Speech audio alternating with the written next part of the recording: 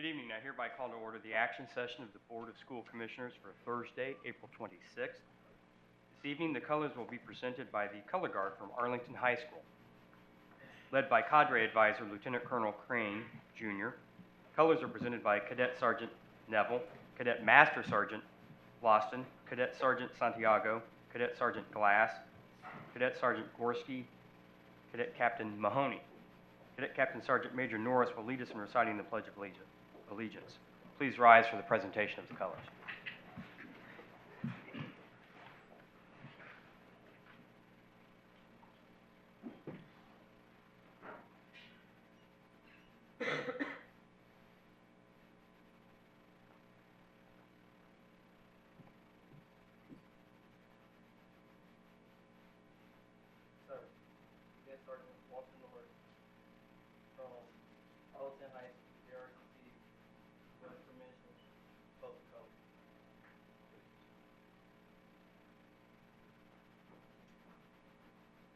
Color Guard, attention.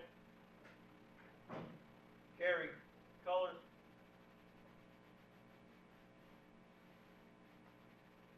Forward, march.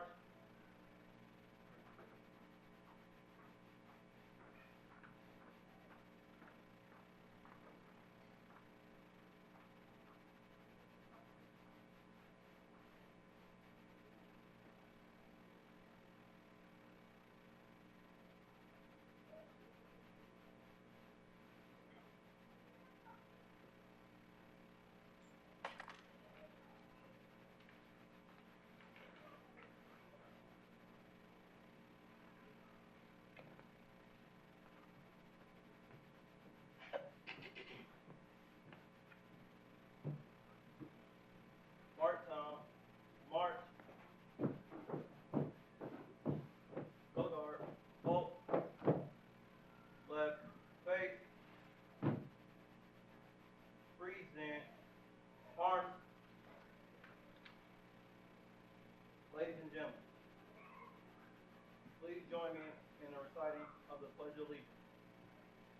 I pledge allegiance to the flag of the United States of America and to the republic for which it stands, one nation, under God, indivisible, with liberty and justice for all.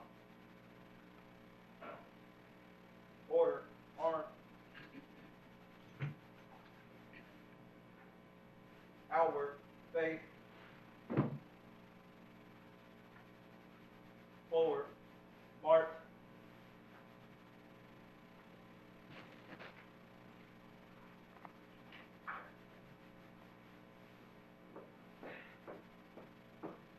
Color Guard, halt. Outward, face. Hold.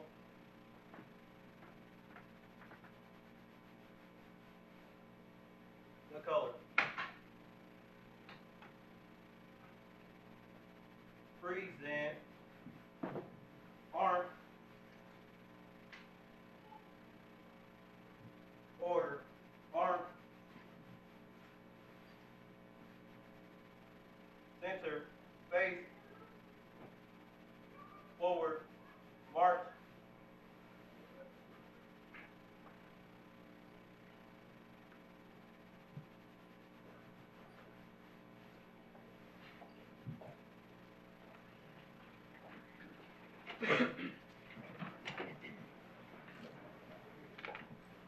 Thank you very much to the Color Guard from Arlington High School. Mr. Mulholland, would you please call the roll?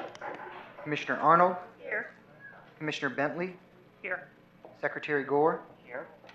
Commissioner Hoops? Here. Vice President Moore? Here. President O'Connor? Here. Commissioner Sullivan? Here. Thank you, Mr. Mulholland. We'll now adopt the agenda for tonight's meeting. The agenda was reviewed on Tuesday, and other than one modification, which I believe is the removal of item 8.01 for a little bit more due diligence, is that correct? That's correct. Other than the removal of 8.01 for some additional due diligence, there are no changes. Do we have any requests for additional changes? If not, do I have a motion to approve the agenda? So moved. Second. I have a motion and a second. All in favor? Aye. Any opposed? We'll now proceed to Section 2 of the agenda. This evening's student performance will be provided by the Purple Thunder Drum Line from George Washington High School. The drum line includes students Walter Kelly, Scotty Pittman, Justin Castillo-Myers, Reggie Tillman, and Kiara Stewart. The students are led by Alexander Warren. Please welcome tonight's student performers from George Washington High School. And I've been advised that if you have hearing aids, you might want to adjust them down for this performance.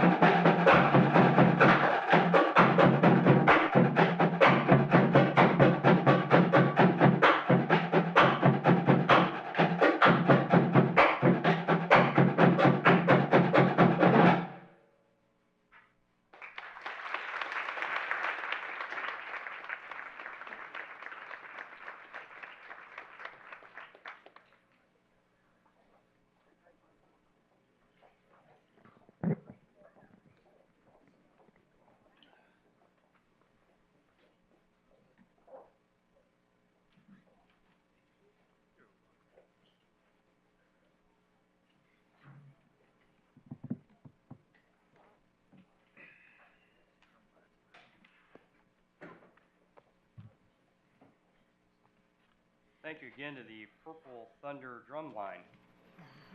We have two special recognitions this evening. The first will be read by Commissioner Hoops. The second will be read by Commissioner Gore. Commissioner Hoops. Today we'd like to acknowledge Jennifer Pope Baker. Ms. Baker is Executive Director of the Women's Fund of Central Indiana and is being recognized for her generosity to the students of Indianapolis Public Schools. IPS is tremendously grateful for the recent kindness shown to our students by the Women's Fund, known for creating transformative and sustainable change for women and girls. By giving more than 200 of our female scholars the opportunity to attend a moderated conversation with former First Lady Michelle Obama in February 2018, the organization has made a tremendous impact. More than 2 months later, the young ladies are still buzzing about the special evening, and many have shared that Ms. Obama's words were encouraging, inspiring, and life-changing. For all these reasons and many more, we are happy to recognize and honor Jennifer Pope Baker for her outstanding generosity and commitment to Indianapolis Public Schools. Ms. Baker, thank you and the Women's Fund of Central Indiana for your service.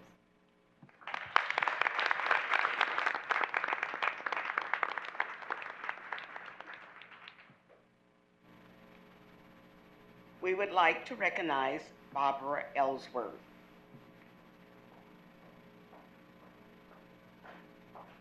Ms. Ellsworth is Executive Director of Dress for Success, Indianapolis, and tonight she is also being recognized for her generosity to the students of Indianapolis Public Schools.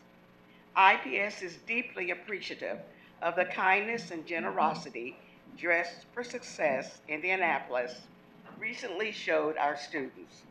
The 4 young ladies who received a makeover, which included both clothing and shoes in February, in advance of the Michelle Obama event, are basking in the glow of the memorable experience. The mission of Dress for Success is to empower women to achieve economic independence by providing a network of support, professional attire, and development tools to help women thrive in work and in life. These young ladies have certainly experienced that support and empowerment thanks to this opportunity. We are pleased to recognize and honor Barbara Ellsworth for her outstanding generosity and commitment to Indianapolis Public Schools. Ms. Ellsworth, thank you, and Dress for Success Indianapolis for your service.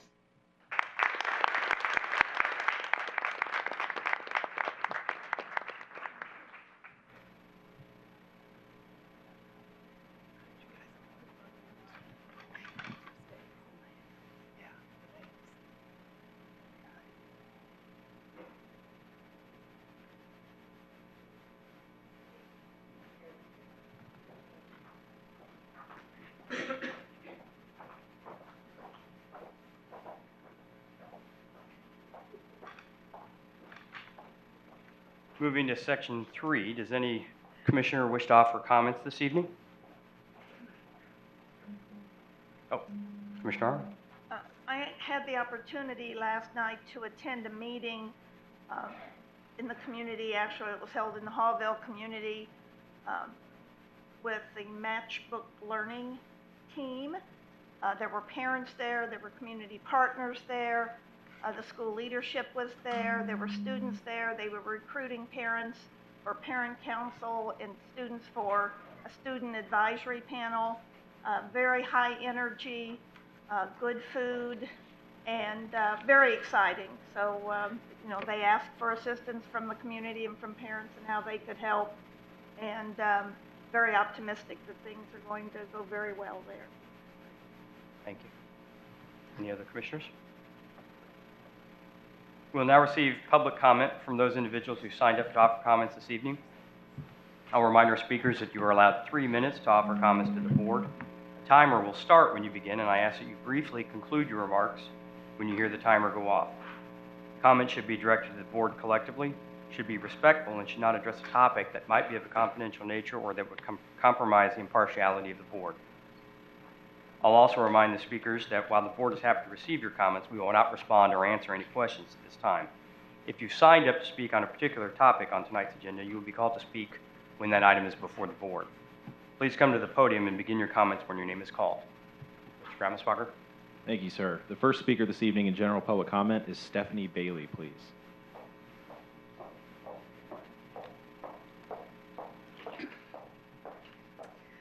Good evening. It's my pleasure to be here with all of you and formally introduce myself to you as the new Executive Director of the IPS Education Foundation.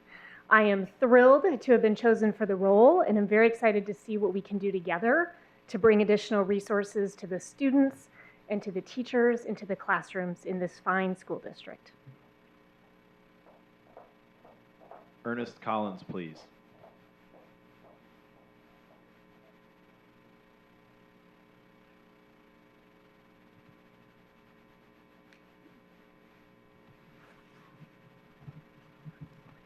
Yes, my name is Ernest Collins, and I'm a bus attendant for Indianapolis Public School Transportation since the year 2000.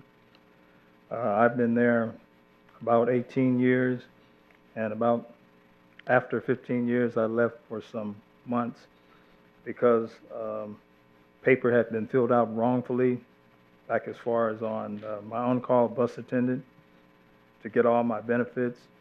Back when I was promoted, I was told when promoted that I would get all of my benefits back, sick day pay and years of service. Now that I've been promoted, I've gotten my sick days and years of service, but not my pay. I've had it to review concerning my pay. It hasn't changed, and I have been told that it wouldn't change. I'm making the pay of someone who just come to the job with no experience. After working all those years for IPS transportation, I should be making bus attendant top pay. And I've been a faithful employer who has not missed not one day in the past 3 years or more. So thank you for listening. Hope things will change. This could be one of the reasons for transportation being short of employees for unfair labor payments. Thank you. Juels Moore, please. Juels Moore, please.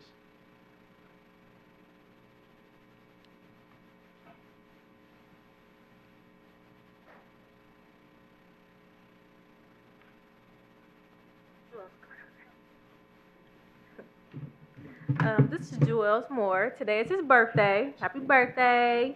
Happy birthday. He want to speak just a few words. Go ahead. My name is Joel Moore. I attended school 2017. No, in 2018. In 2018. I've been having problems there, and I wanted to verify if it can be fixed. At the time. You doing good? You doing good? And I wanted to know if when I come, can I go to a new school, and can it be better than before?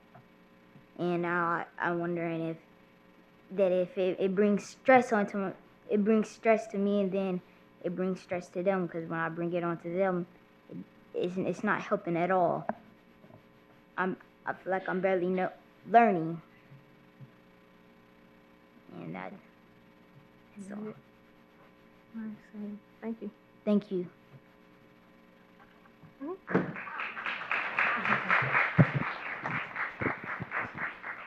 Kiana Moore is next. Hi, my name is Kiana Moore.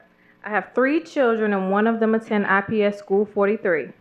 Okay, well, last year was our first year attending IPS.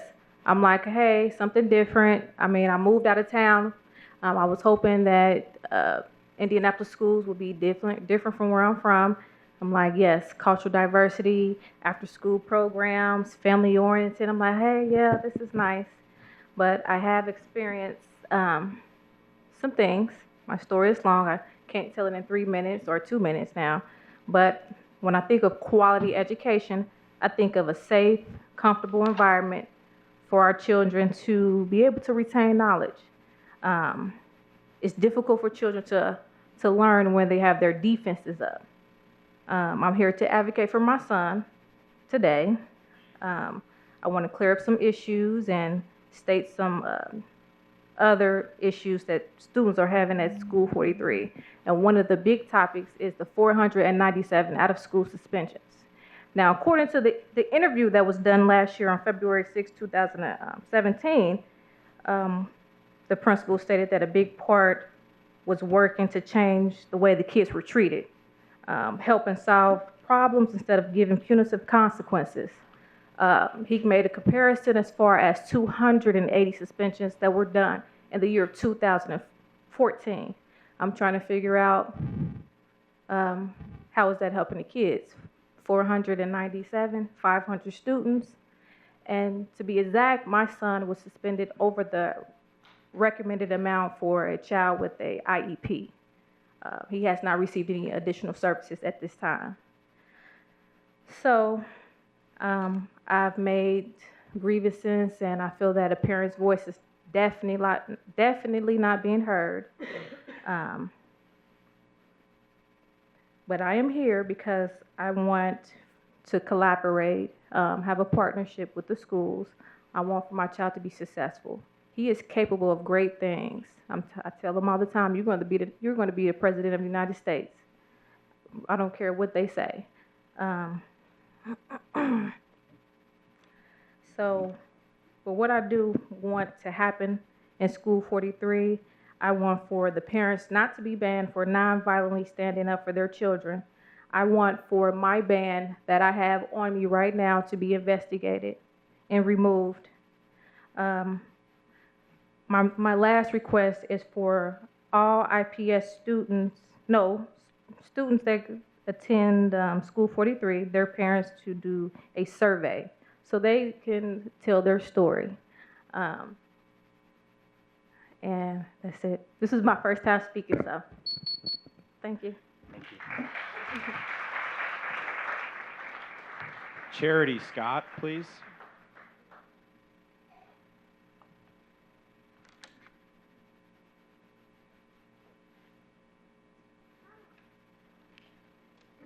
Good evening. I have spoken many times at board meetings and on various topics, and I want to acknowledge that the board and administration are listening and that some of the changes have been implemented to improve transparency.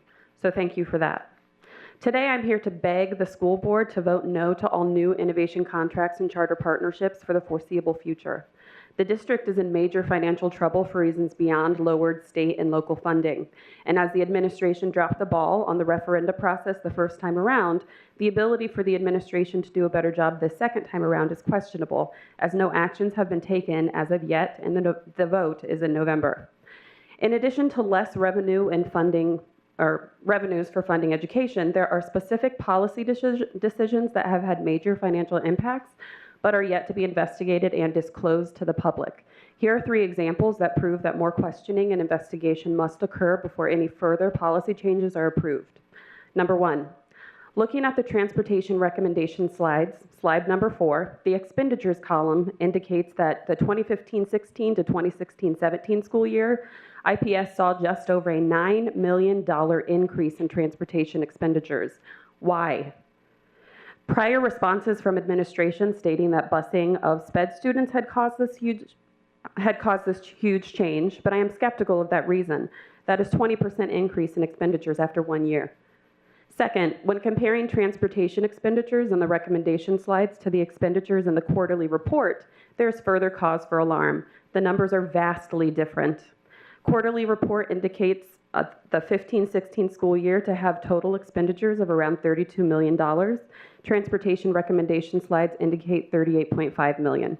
For the 16-17 school year, quarterly report indicates total expenditures of around $34 million. Transportation recommendation indicates $47.8 million. For the 17-18 school year, quarterly reports indicate total expenditures of around $33 million. Transportation recommendation indicates $46.2 million. These numbers should be identical. What is being added in, what is being left out. These numbers are off by more or less $10 million. Lastly, in the expenditure analysis document, I was thrilled to see a row for innovation network payments. This is new. But looking more closely at the numbers, the projected year-to-date payments for innovation network schools is $25.4 million, yet they have actually received $32.1 million. almost a $7 million difference. Why? Innovation schools are supposed to be financially neutral. Obviously, they are not. In order to work equitably with and for the historically disenfranchised communities IPS serves, the administration should and must explain their financial dealings, which are off by millions of dollars, and I hope that the school board would hold them accountable to this. For-profit, nonprofit, and other public institutions are able to show how funds are being spent and transferred. Therefore, I beg the school board members to halt any further contract approvals or negotiations for innovation schools. With IPS's precarious financial situation, we cannot afford it and probably never could. Thank you. Tanya Batts, please.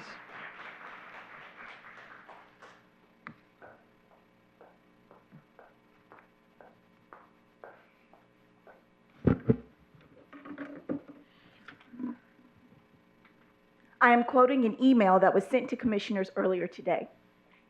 Mr. McClure told the board that a substantial core group of teachers would remain at Super School. I estimate that 4 certified teachers support innovation, with 3 classified assistants, 1 secretary, 1 parent involvement educator, and 3 custodians. That's 12 people. I sent you an email earlier this week with the names of 20 certified staff members who oppose the conversion of Super School. We are not comfortable speaking publicly in opposition of our administrator. Instead, we put our faith in you. Please vote no against Super School's conversion to an innovation network school. Over and over, Mr. McClure and Nancy Stewart and Carly Hogarth spoke of a need of professional development to train teachers in action-based learning, ABL. However, in the 8 months that Mr. McClure has served as Super School, he has provided only 1 hour of ABL training. He had full autonomy to spend PD dollars and hours in a way he deemed important. We've had 49 hours of professional development time allocated this year. We've had 15+ staff meetings at scheduled 50 minutes each. We're talking about 60+ hours of opportunity to train the staff in ABL. Did you know that we have a certified ABL master trainer on staff? In fact, Jean Blades, the creator of ABL, recommended that our master trainer work with the staff instead of Mr. McClure's proposed idea of spending $40,000 plus for the entire staff to attend an ABL training in South Carolina during the summer of 2018.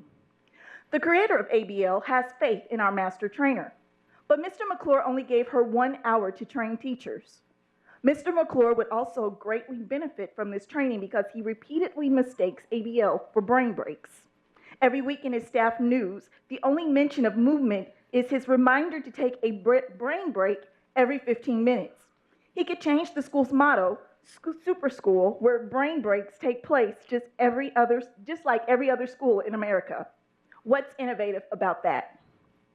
The district's support for Super School's bid for innovation was based on school leadership's desire and organizational capacity. Desire, yes. Mr. McClure wants innovation very badly. $142,000 badly. Organizational capacity? No. The school has never felt more chaotic. Mr. McClure calls it restorative justice. The staff calls it, there are no rules at Super School. Even the kindergartners have figured out that they can play with Legos if they terrorize their classrooms. Teachers feel unsupported. As a matter of fact, a first-year teacher said, the only support I've received this year is from behind a computer. 2 other teachers quit mid-year because administration did not take their pleas for help seriously. Job-related stress is real. Plus, we cannot count on Mr. McClure to guide us in content-based needs. We ask you to vote no to convert Super School 19 into an innovation network school. Thank you. Marianne Schlegel-Ruger, please.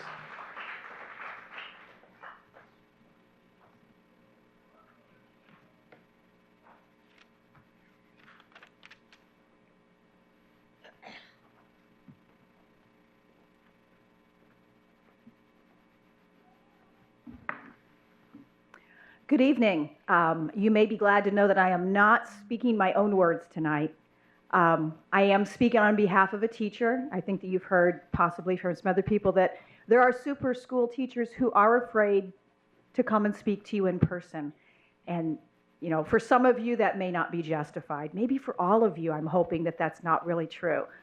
But it's obvious that the fear is there And as a lawyer, I'm very concerned when employees are afraid to talk to their management or afraid to talk to their board, because that's when problems can happen. Because it may mean in other cases they may not come to you and tell you about things you desperately need to know. So I hope that this can be worked through in a way that next year they will come to you with anything, face to face. So this is the letter that I'm reading. It is anonymous, although the person is verified. Dear board members, I wrote to you on Monday with several reasons why I do not believe that our school should become an innovation school, but after hearing Mr. McClure's presentation on Tuesday, I thought that there were additional important points to be made so that you can make the most informed decision. First, we were told that we would not go forward with this process unless staff was in favor of it. As shown to you in a letter emailed to you with 20 names of certified teachers who are against innovation, this is simply not true. Alicia Johnson told you on Tuesday that becoming an innovation school was discussed last school year, but we did not go through with it. This is because our principal last year was very pro-innovation, but she understood, however, that it was not right to go through with the process without the support of the staff. So she left the school and partnered with the Mind Trust in another way. Mr. McClure has gone through with the process despite not having the support of our staff. The data provided shows that he managed to get a, quote, a core and substantial group of his staff on board. This is not accurate.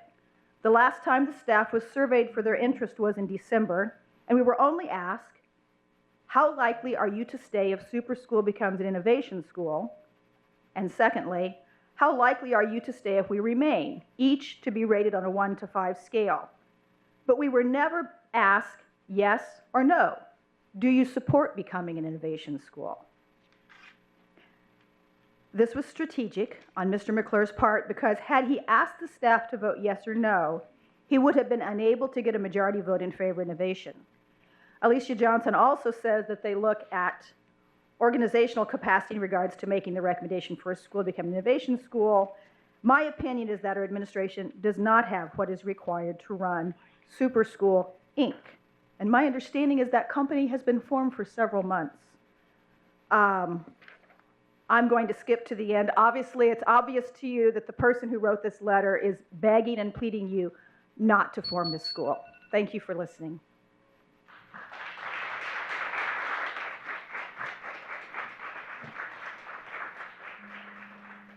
That concludes the individuals who identified general comments. Thank you.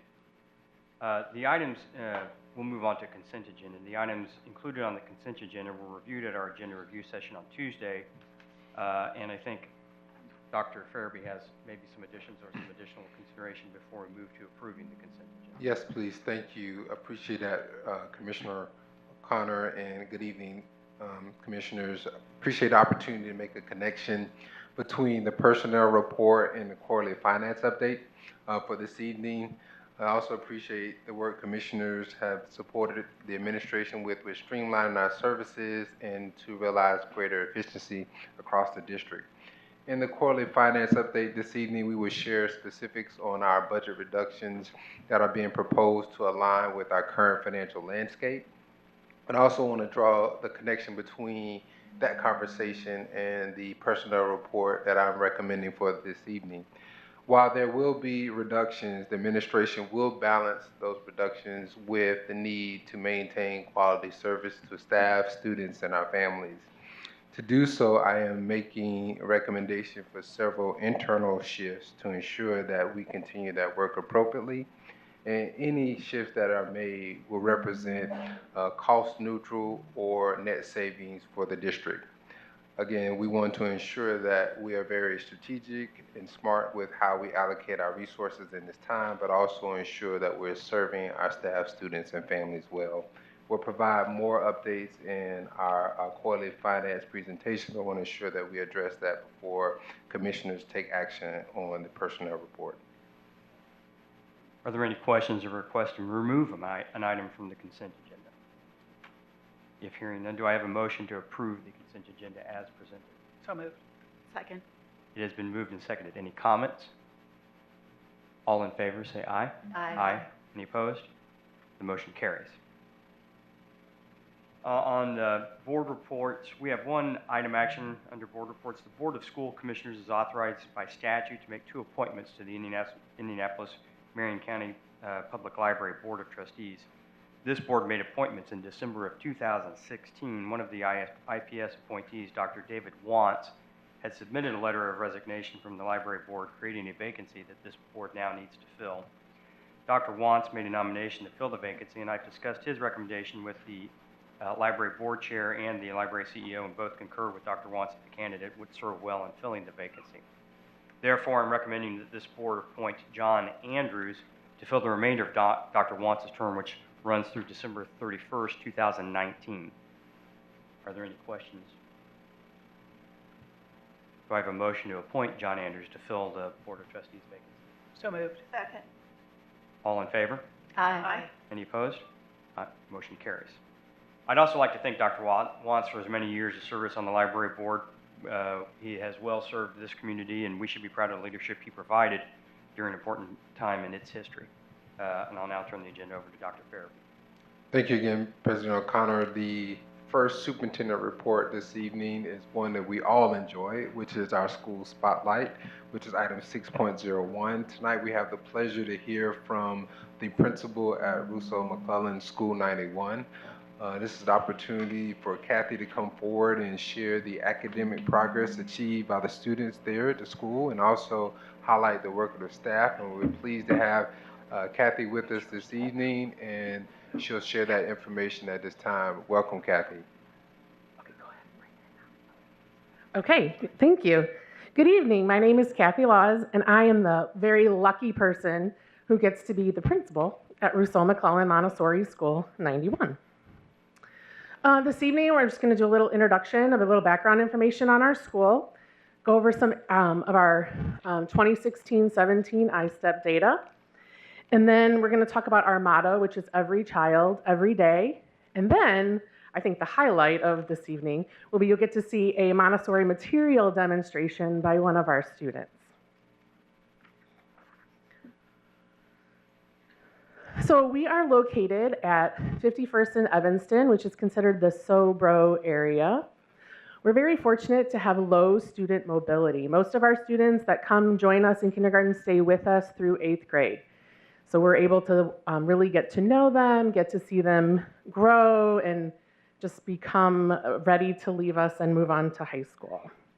We also have a very veteran staff that is very committed to the Montessori method, and that we have low turnover from year to year, which is another plus. We also have a very engaged parent community that is, our PTA is very supportive of what we do, and we always are, our hallways are filled with volunteers on a regular basis to help meet the needs of our students. I've been the principal, this is my 2nd year, and I was fortunate enough prior to becoming principal that I was the assistant principal for 2 years, so I was able to really get to know the community before taking over. One of our focuses has been our values and norms. We realized that we were sort of just from year to year, we're kind of using the same things, but we hadn't really come together to decide on sort of what makes our school our school. So at the end of last year, our staff started conversations in the grade level PLCs to say what makes McClellan Montessori, McClellan Montessori. What do we value? What are the norms? If somebody visits us, what would they see? Then we came together as a whole staff to decide on what was the most important to us. So this year, our focus has been to bring that to our community and get feedback from them on our values and norms. We've also been focused on the growth mindset, which fits right in with Montessori and how, you haven't learned something yet, because Montessori is all about learning from your mistakes and working toward mastery. And then finally, we've also been focusing on vertical articulation between our grade level teams.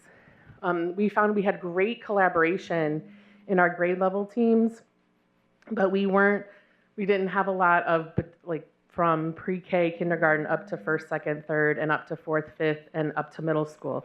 So at the end of last year, we started that process. We've continued it into this year and plan to make that a regular habit for us as well. So here is some of our ISTEP data from 2016 and 17. And while our proficiency is not as where we would like it to be, we are very pleased to see the growth that our students have shown in both the top 75% and the bottom 25%. Our motto at our school is every child, every day. So that means every child gets what they need every day that they're with us. So we recognize that while our focus, we want them to grow academically, we can't get to those academic needs unless we're also meeting their social and emotional ones. So one way that we focus on social and emotional needs is we have multi-age classrooms. So students are in the same classroom for multiple years, and this allows them to really feel comfortable there, to get to know the teacher, for the teacher to get to know them, to really help them grow. We also focus on the whole child. That's a very big part of the Montessori philosophy. And if you come into our classrooms, you would see teachers constantly formatively assessing our students. They do a lot of observation and watching what they're doing so that they can plan individualized instruction for all of our students. And again, that focus is always on mastery, so redoing something until you have mastery. So what better way to see what we do than to have one of our third grade students, Miss Lydia, come up and show you one of our math materials. Do you want to go by Miss Lydia this evening or Miss Jones? Miss Jones or Miss Lydia? What do you want to be called this evening? Think about that. As you Should we come down there? If you are able to come down here to see, that would be great. Here we go. So I know it'll be hard for the rest of you to see, so I'll try to narrate what is happening. Okay, so we set this up beforehand to save us a little bit of time.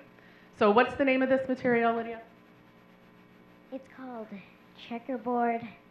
I don't know. Multiplication checkerboard, yes. And so she's already has set up, she has a 6-digit by 2-digit multiplication problem, and she has it set up with the numbers on the side, the 2-digit, and then across the bottom, the 6 digits. And she has taken the beads from the bead box to show a concrete representation of the problem. So if you guys want to come closer, feel free.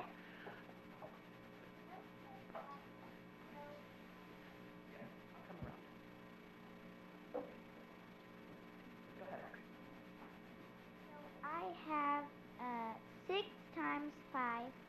You do 6 times 5. And we do have a multiplication chart just to make sure we're double checking our computation. You do put a 3 right there. So now she's figuring out the answers and then changing the beads. So this is 30. 7 times 3. She's doing 7 times 6.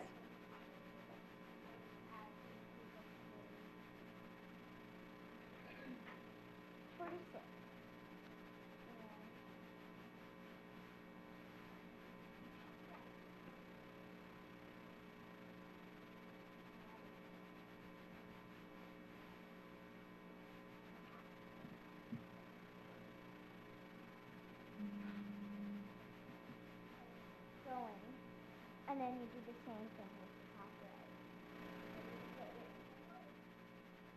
For the top row, you, like, let's say this is 5.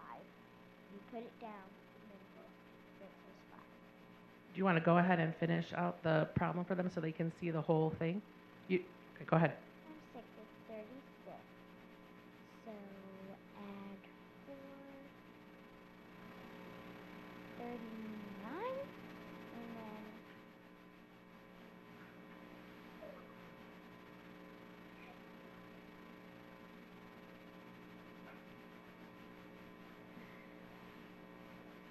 add the problem.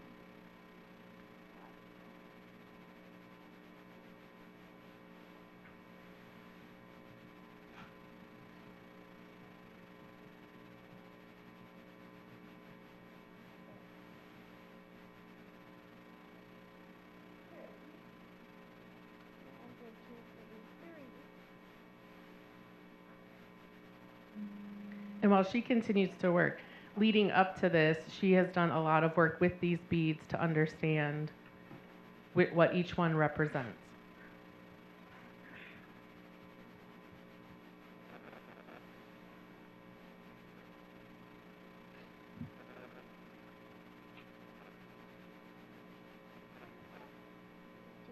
Two at the 20 and a 7.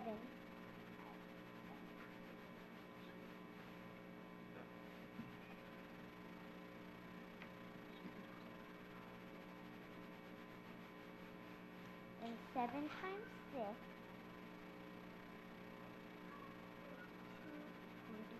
3.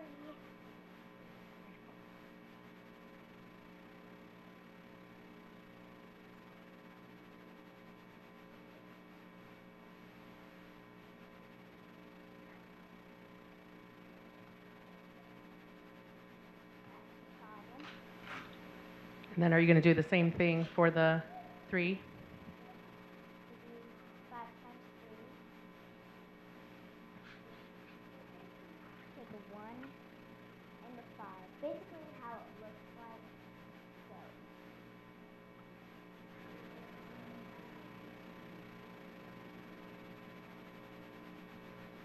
And just like we're all watching, this is what would be happening in the classroom too. The teacher would be watching to see it, to notice if there's any errors being made so that she could address those and help Lydia address those later.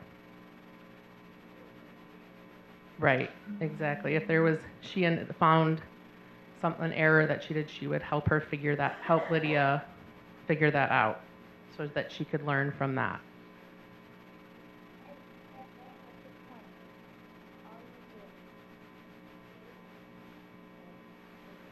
So if there's a 0, you just leave it. There's no beads there.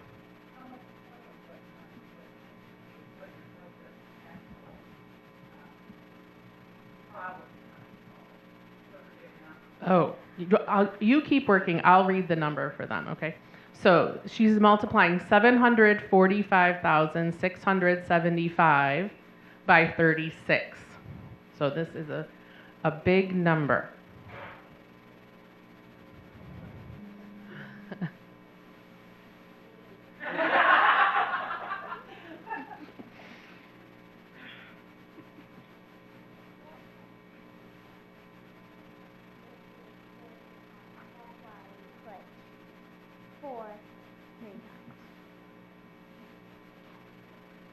So what you didn't see was the setup of this, which Lydia did all of it, where she made sure she had the right number of bead bars for each part of the problem. We were trying to save a little bit of time this evening.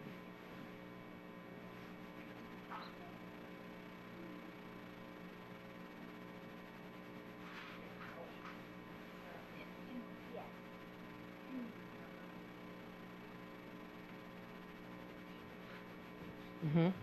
Yes. So now she has multiplied by 6 and by 3 because we were multiplying by 36. Now you do 5 plus 6. So now she's doing 5 plus 6.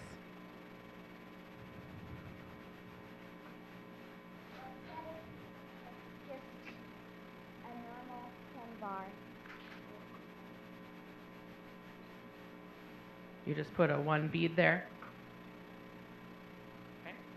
You can keep going. So now what are you doing?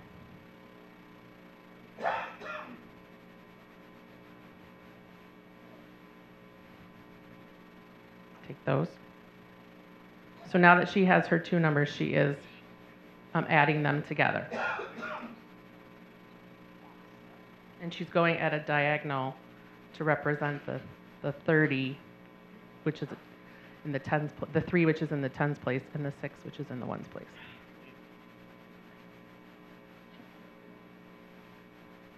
Yes, yes, even yes, in preschool even, yes. I'm in 3rd grade.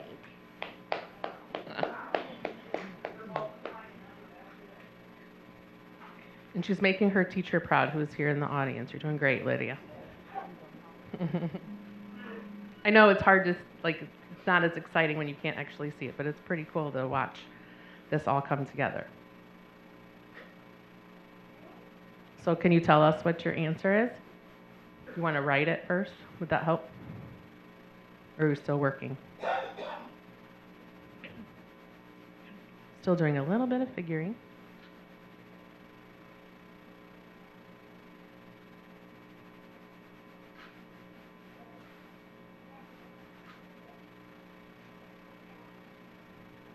So now she's going to record her answer on the graph paper.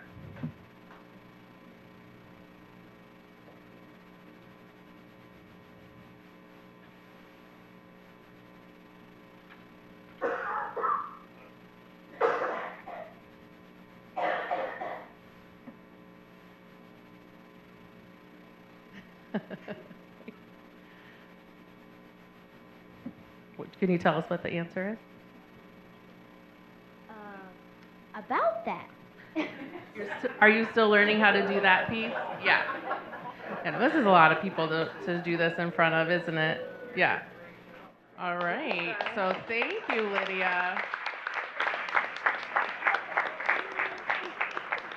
Lydia is very fortunate that not only is she a student with us, but her mom is one of our teachers. So she's had a lot of exposure to Montessori and materials for a long time, right? Okay, so thank you so much for coming down to see.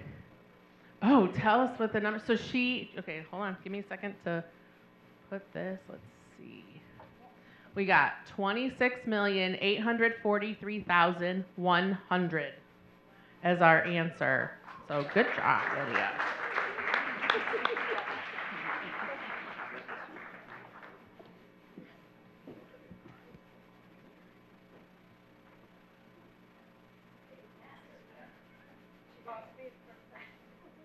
So I just wanted to see if there were any questions from the board.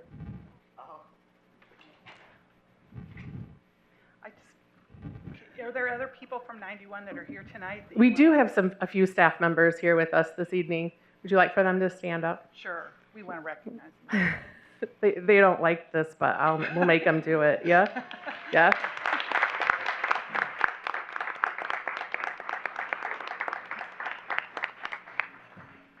I just want to say thank you for coming. Thanks for having us. Both my children went through Mccall in School 91. I cried when they aged out, and so I was so excited to see you on the agenda tonight. Yes, thank you. Because it's a wonderful way to teach children. It is. It's a wonderful way. I often say when I visit, I'm like, oh, I wish I would have learned like this. I wish I had had that opportunity. Yeah. Yes. So thank you. We're honored to be here. Thanks for having us. Thank you. Thank you. Commissioners, the next item is also information item is 6.02.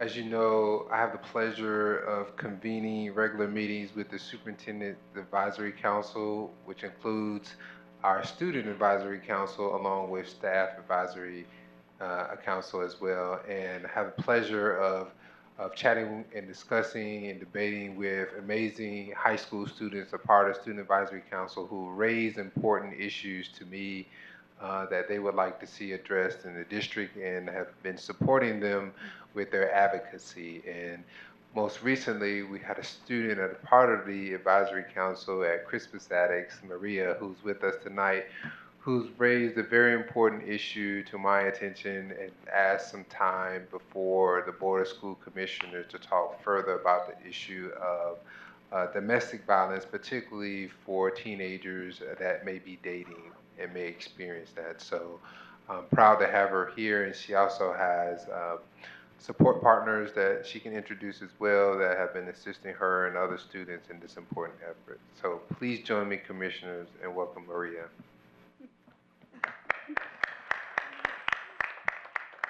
I'm going to introduce myself very quickly and then get out of the way. My name is Lindsay Stawick. I'm the Director of Programs at the Domestic Violence Network, and I've had the pleasure of working with these fine young ladies behind me and then the rest of our DVN Youth Network the past few years. They are comprised of young people across central Indiana that work to raise awareness on these important topics: teen dating violence, sexual violence, and stalking. So here they are. Hi, I'm Lily Erickson, and I'm a senior at Park Tudor School in Indianapolis, and I am on the Youth Council. Hello, everyone. I'm Maria DeLeon. I attend Crispus Attucks High School, where I am a senior, and I'm also part of the Domestic Violence Youth Network and a part of the IPS Superintendent's Advisory Council. Good evening, everyone. My name is Adriana Gonzalez. I'm a senior at Crispus Attucks High School. I'm also a part of the youth network with DVN. Hello, my name is Maya Vocal. I'm a senior at Park Tudor School, and I'm also a member of the DVN Youth Network. So, as a member of the Youth Network and the IPS Superintendent's Advisory Council, I decided that one way to create change was to implement this policy, and I reached out to Dr. Farabee and Mr. Gramos-Bacher, and that is why we are here today, so thank you.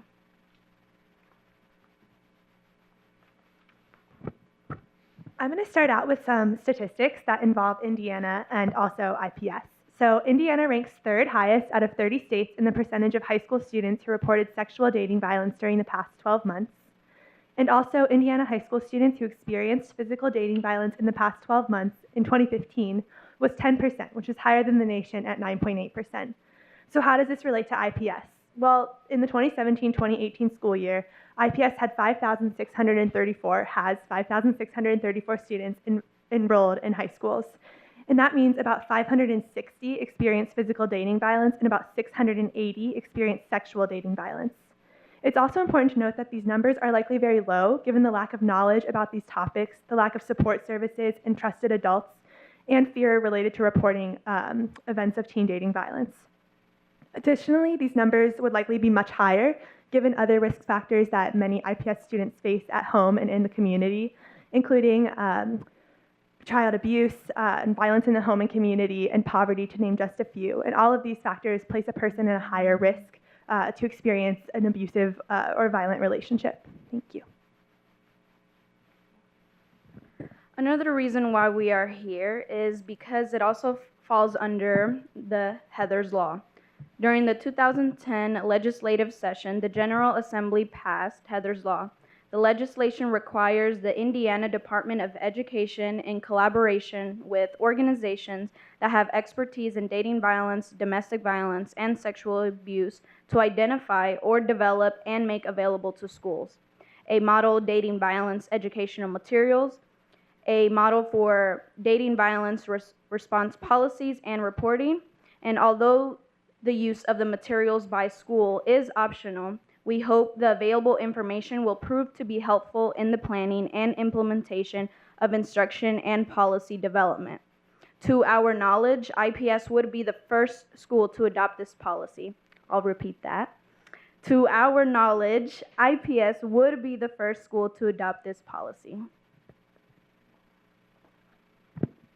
This also relates to Project Avery, which is a collaboration with DVN, IPS, the Julian Center, IMPD, MCPO, CVHR, IYG, GCC, which were awarded a 3-year grant through the Office of Violence Against Women that we call Project Avery.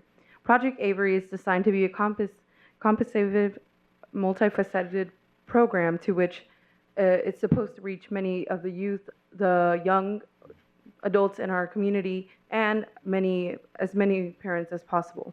This is the first comprehensive multi-agency program which is targeting dating violence, sexual violence, and stalking program focused on the youth and the young adults in Marion County.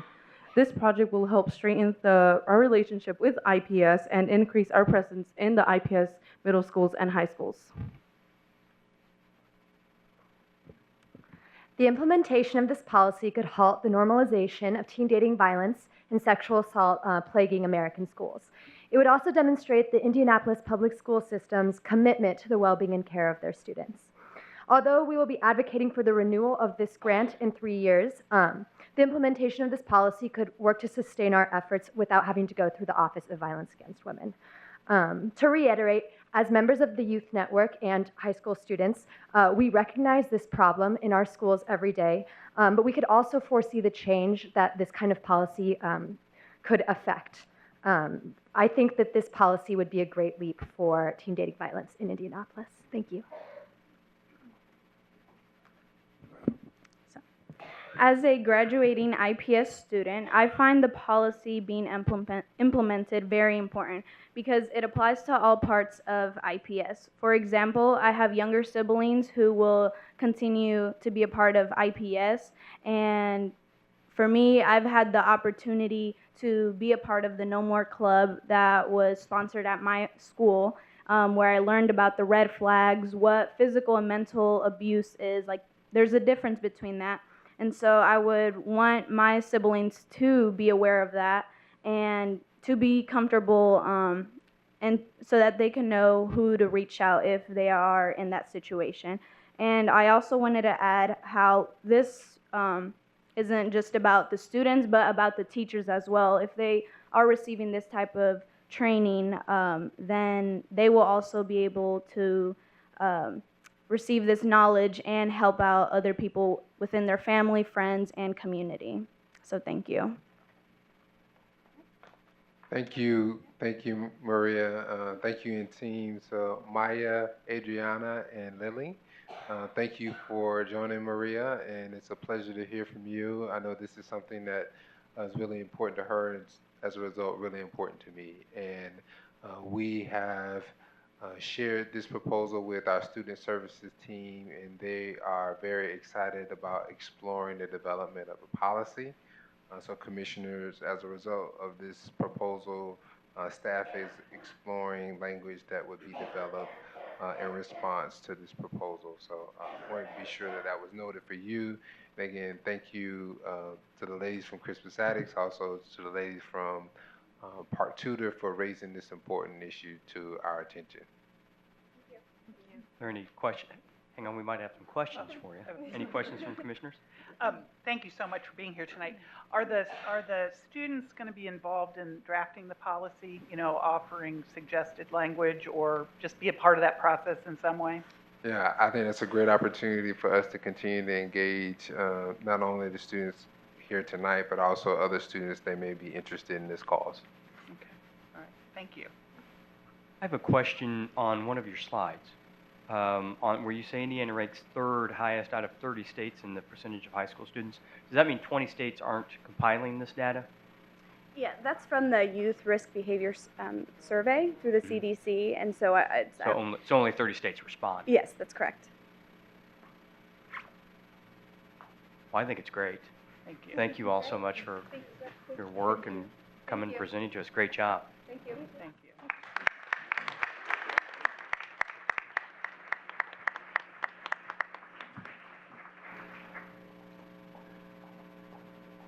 Next item, Commissioner, was referenced previously. It's our quarterly finance update, which is item 6.03, which is also information item.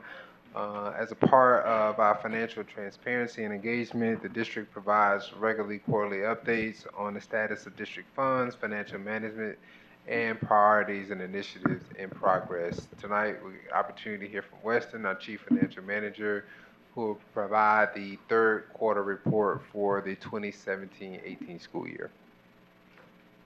Good evening, Commissioners.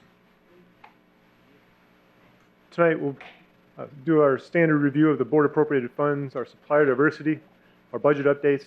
We've inserted a section called financial landscapes, which will revisit our budget discussions that we had during February and March, and then also highlight some of the flexibility and accountability initiatives underway and that have been ongoing at the district. The board appropriated funds, we see that the expenditures are greater than the revenues. This is due to the fact that the semi-annual property tax payments are received in December and June. A couple items to note. General fund expenditures are in line with budget. That the monthly deficit that we'll continue to have will end the year with our near projected amount of $18 million. Also on the operations funds, which are the non-blue funds, we want to make sure that we note that the transportation year to date compared to last year has decreased. And also the debt service fund, we talked extensively last year about a decrease in the dollars coming in the debt service. That happened in 2017, but in 2018, those revenues will be coming back. The taxpayers who recently received their bills in April of 2018 would have seen that increase, and so that was an anticipated item. But it's part of a managed approach that IPS has to return its debt tax rate levels to higher and more normal range to maintain the necessary cash flow to make its debt payments. More information about each of these funds is in the appendix if you want to learn more about the historical and current projections. We also want to highlight the supplier diversity. We've rolled over a new year, and so this is quarter, the first calendar quarter versus the calendar quarter last year. The important item to note here is that when we're pursuing these projects related to the high school reinvention, for our college and career academies, there's renovations and improvements. And last month, there was a construction manager as constructor contract that was for $7 million, and that was an MBE partner called Powers Davis joint venture. And so that is something that does not reflect at this point, but as we start making payments and completing those projects, we'll see the numbers increase. We've highlighted over the year our SBA implementation for 17-18. We've continued to learn more about what it means for us to have the right staffing and the right systems in place to support that. The systems highlight is that we utilized a budget tool through our AllView system that we developed with AllView, and we believe it strongly enhanced our collaboration between central service and school-based personnel. We're also implementing our second year, and we are positioned right now to succeed in complying with the ESSA requirements of school-by-school reporting, which will start next fiscal year. We've highlighted the movement with the high school reinvention projects with the facilities. We also have significant system implementations and upgrades underway. A few of those relate to the student information system. Also our automated timekeeping, which we presented and shared with the board before, and also significant work on our data warehouse and analytics tools. With transportation, we've seen with the grade configuration changes over the number of years, continued work being done by the transportation team to streamline and build efficient routing, making use of the limited resources we have. The one impact that I'd like to highlight, though, is Manny's work on significantly reducing overtime. And lastly, the spending reductions, which we are putting in place, not just next year, but also for the remainder part of this year. Decisions to defer the referendum from May to November has accelerated that need to address expenditures and to conserve our cash. As we move into 18-19, we continue to talk more and more about our budget reductions. The school SBA allocations have been reduced, and an additional round of school design and budget planning is underway. Central service budgets are being reviewed to reorganize staffing and non-personnel expenditures to meet baseline compliance standards and also prioritize strategic projects. And all budget managers are focused on maintaining those essential services while being mindful of the need to conserve cash. We've highlighted again college and career academies, but we're excited to engage in further strategic outreach with our business partners in the foundations and external stakeholders for cash and non-cash support, which is aligned to the needs of these new high schools and the programming. We're excited to celebrate the partnerships already established, the one recently with Salesforce, and are eager to finalize more in the coming months to provide engaging experiences for both the students and the community partners. And lastly, for 18-19, we want to highlight an opportunity that IPS has pursued. It's an application for the U.S. Department of Ed's Weighted Student Formula Pilot. In the Every Student Succeeds Act, ESSA, it provides an opportunity for the Department of Ed to conduct a pilot to allow for up to 50 school districts to be approved to utilize federal funds in a more flexible manner to address the needs of students. The funds such as Title I, II, and III would be distributed through a weighted student formula. With IPS focused on providing autonomy to school leaders and also currently utilizing a weighted student formula to allocate resources to schools, IPS saw a great opportunity to apply and participate in this pilot. We applied in March in 2018, and out of 14,000 districts in the U.S., only 5 applied, and we were one of them. IPS is currently working through the approval process with the DOE and is hopeful to be approved soon. And we're eager to plan with the added flexibility so we can strategically utilize those federal funds in a new and agile manner to improve outcomes for students. The next is a slide from the budget deck, and it's the financial landscape that we reviewed over those few months. But the budget deficit we have in our operations funds, we still believe estimated to be $45 million. And that's almost 3 months removed, but the data and the projections still arrive at around that amount. I want to remind us and go back to way back August 2014, a briefing session before the board with the Budget Development Committee, which included myself as a volunteer CPA finance dad. In the deck, that's still available in board docs, the recommendations and observations were this. The observation was that the cash balance will decrease each year unless there are changes to the recurring net cash flow. And the recommendation was also that the cash balance of the rainy day fund should be retained for a rainy day. So the recommendations there, I'll highlight 3 of them: to vigorously review and pursue opportunities to increase recurring revenue or decrease annual expenditures, to invest in operational efficiency initiatives, and to review how to address short-term cash flow needs. Well, it's been almost 4 years from there, and two and a half of those years, I've spent every day working with experts, with people in the city. We have some of the best and brightest right now working on the projections of what it is that IPS needs on the revenue side to meet these needs. These projected expenditures displayed in this graph right here that we've reviewed are focused on delivering the level of service that IPS has strategically pursued for the last 3 years since launching the strategic plan of 2015. The next slide highlights our budget reductions. The decision to delay the referendum from May to November has accelerated the need to address this. Depending on the outcome of the planned November 2018 referendum, additional cuts may be required to fully balance the budget to align with available revenues and maintain adequate cash reserves to carry out essential operations.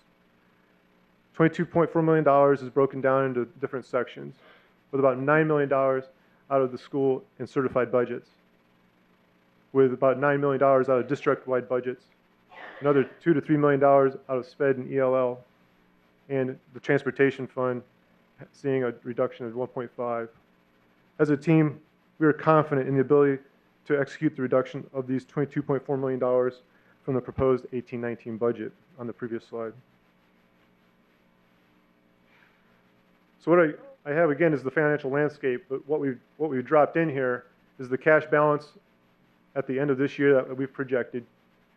We have the projected net cash flow of the $45 million, which arrives at the June 30, 2019 balances at the end of next school year if we were to not make the reductions.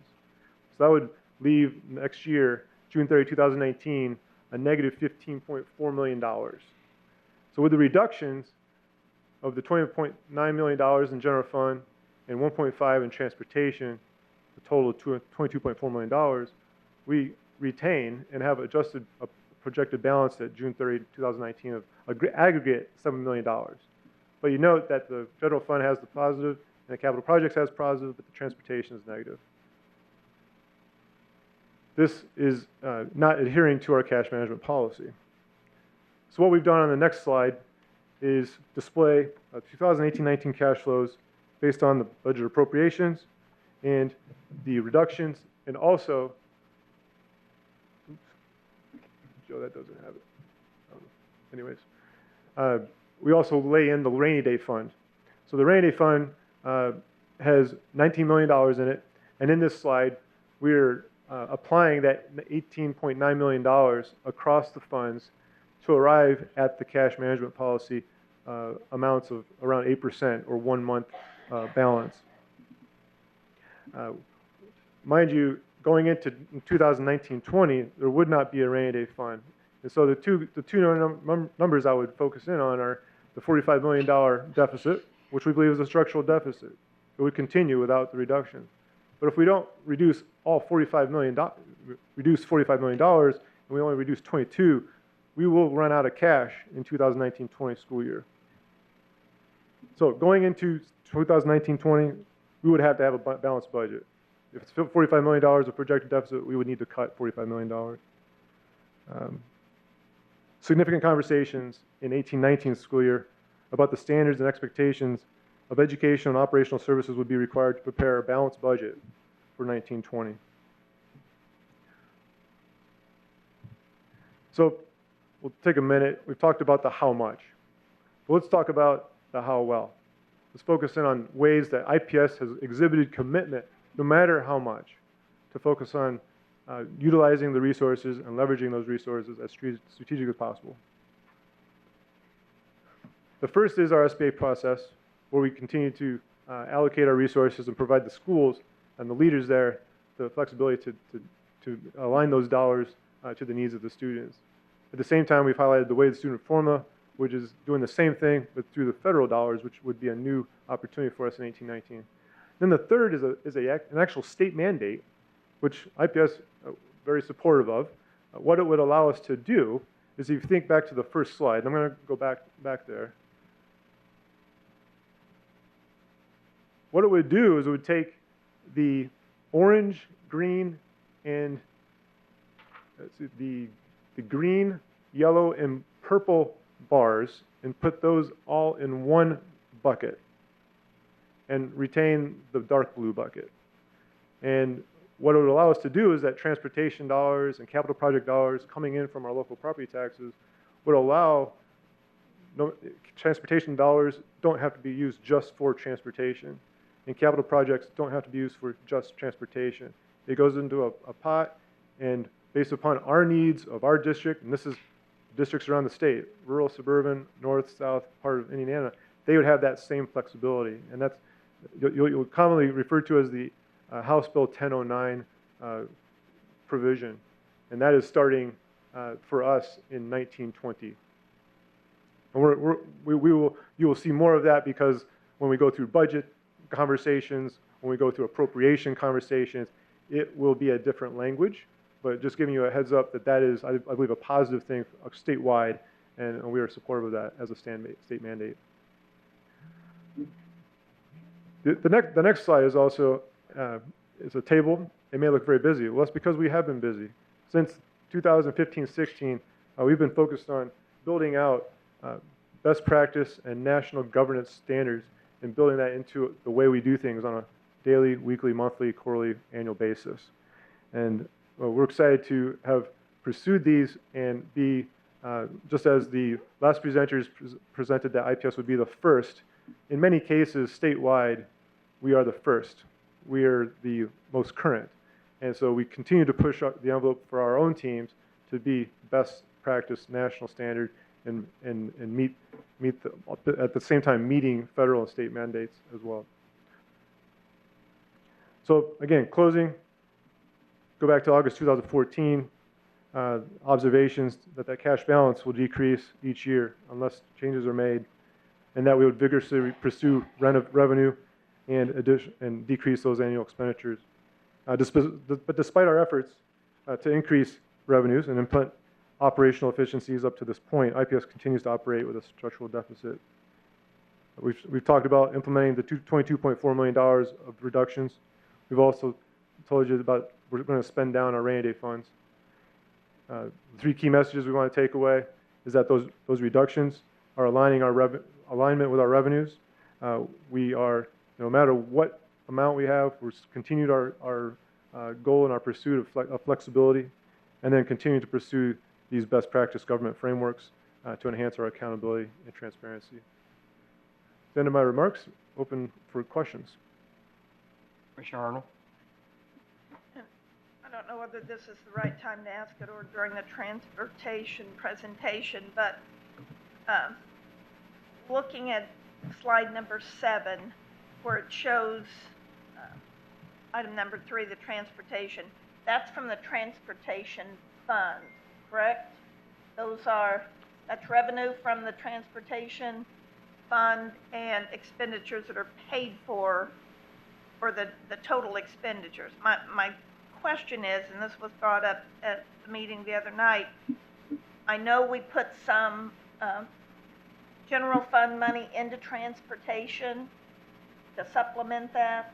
So the last couple of years, we have transferred money out of the rainy day fund which acts as an operating reserve to cover transportation needs that were above the appropriation, the authority to spend, not necessarily the cash in the account, in the fund.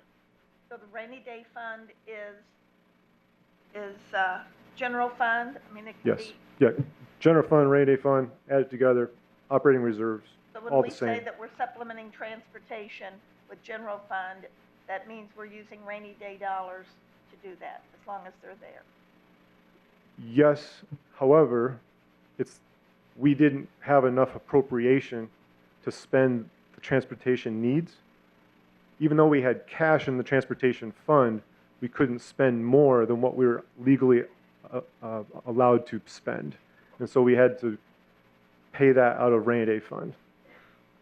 Is that clear? Yeah, two follow-up questions on that, because I think, so to clarify, this goes back to the reason we don't have authority to spend is because it's a authority to spend the dollars that we have there is because it's tied to a tax, a property tax levy amount. Yes. So you spend no more than that, so it's a levy Correct. amount. And then your point of general fund, additional additional dollars beyond spending general fund automatically go into the Yes. rainy day fund? That is something that Reserves, I that should say, from the general. reserves, excess reserves from other funds, which if we go back to the early 2000s, there were excess reserves, and that's what filled up the rainy day fund at that point.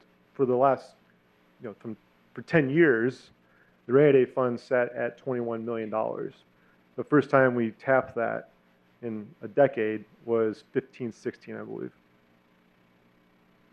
I have one question sort of on same chart, pardon me for jumping in here, but on page 7, so the general fund, the reason why this is not referencing levies and circuit breakers is this is state and federal money in general fund, or is it all state? General fund is all state.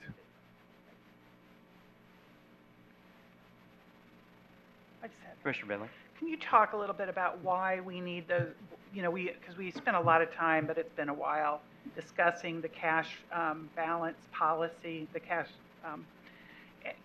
or cash management policy. Can you talk a little bit about why we need to make sure we have balances in all of those funds and that we don't want a transportation fund to go to zero, for example? Can you give a little bit of explanation about why that's important? Yeah. So general practice within governmental agencies and for-profit would be 1 to 3 months of reserves in our cash. For IPS, there are significant amounts of dollars that are paid up front and then reimbursed after. So for example, Title I is paid up front and then reimbursed from the feds. As long as money is flowing from the feds, that's great because you're not out more than a month of reimbursement. That would be an example of why you want to have a reserve on hand, because if you pay up front, you're going negative and then coming back to zero. The other part is that property taxes are paid every 6 months, and there are reserve limits that they put on as far as minimum. At the same time, if property tax payments for debt are owed, and you get the tax, so if your tax payment is due the 5th of July, and you get your taxes paid on June 30th, one, you probably shouldn't be on vacation for July 4th to make that payment. But two, if the money doesn't come in, which has happened, you're not able to make your debt payment. And default of debt is very serious. And so having reserves on hand, which we have had over the course of time, that's why we had it near the 25% range, years and years and years. We were basically 6 months ahead of cash just for the fact that we may not get the money from the state or the local property tax provider or from the feds. Those are two examples. I would say we've had those reserves. We've lowered that to 1 month, which, when we talk about projections, when we talk about assumptions, when we talk about all the variables that go into thinking about 12 months ahead of where we are today, of what we need, The best and the brightest of Indianapolis are working with us, and I'm grateful. But guess what? They're assumptions and they're projections, and a lot's going to happen between that, and we will be wrong. The question is, how wrong will we be? We hope that it's within a reasonable window of time, and the cash balance allows us to be a little bit off. And then we had a speaker earlier that was alluding to some differences in the totals between this financial landscape on page 7 and then the financial landscape in the transportation presentation. Yep. I know that, we're a multi-million-dollar organization, and our finances are complicated. But can you speak to that a little bit? I haven't looked at exactly the specific numbers during this presentation. I would say right here is what was presented in the budget deck, and there are time frames that pass and assumptions that get updated. And so if we've updated those numbers in the last week and a half, what we've reflected in the transportation deck is more informed. We have new data. What we've done here is we basically kept it static so that people would recognize that 45. And when it comes to, $1 million or $2 million on a $500 million budget, we are in the ballpark for the conversation about the need for deploying the rainy day fund to meet cash reserves. So the intent was not to be different. It was to drive home the point on this slide, the need that we have to deploy the rainy day fund to make it through next year, and then the rainy day fund does not exist any longer, and we have to make stronger cuts. Whether it's 47 million or 46 or 45, or the point here on this slide is rainy day fund will be expended and will be depleted in full before we go into the 19-20 school year. An additional point of clarification is for this particular presentation in our budget presentation, we separate transportation into transportation and bus replacement. Weston, correct me if I'm wrong, in the transportation presentation, we combine those expenditures. So I think sometimes there's some confusion because we have separated out transportation and bus replacement. In some places, those two are combined together as a total transportation expense. That would be correct. Weston, can I go back to a question that Commissioner Arnold asked with regards to the bus transportation and your conversation with regards to we can't spend X money even if we had reserves because of the caps put on by the property tax levy on that. You alluded to the law that passed the state that allows us fungibility among those funds. Does then that concern go away with the ability to spend go away with that fungibility? The ability to spend just transportation? Yes. On transportation? Yes. I believe it goes away. Over the capped amount. So I think it would be I'm going to look to my financial advisor, Brock. He's nodding. Yes. Okay. So it would, I want to make sure the nodding is. Have him come. So the He doesn't appear to be nodding. Repeat the question, please. Your reference to House Enrolled Act 10009. Yes.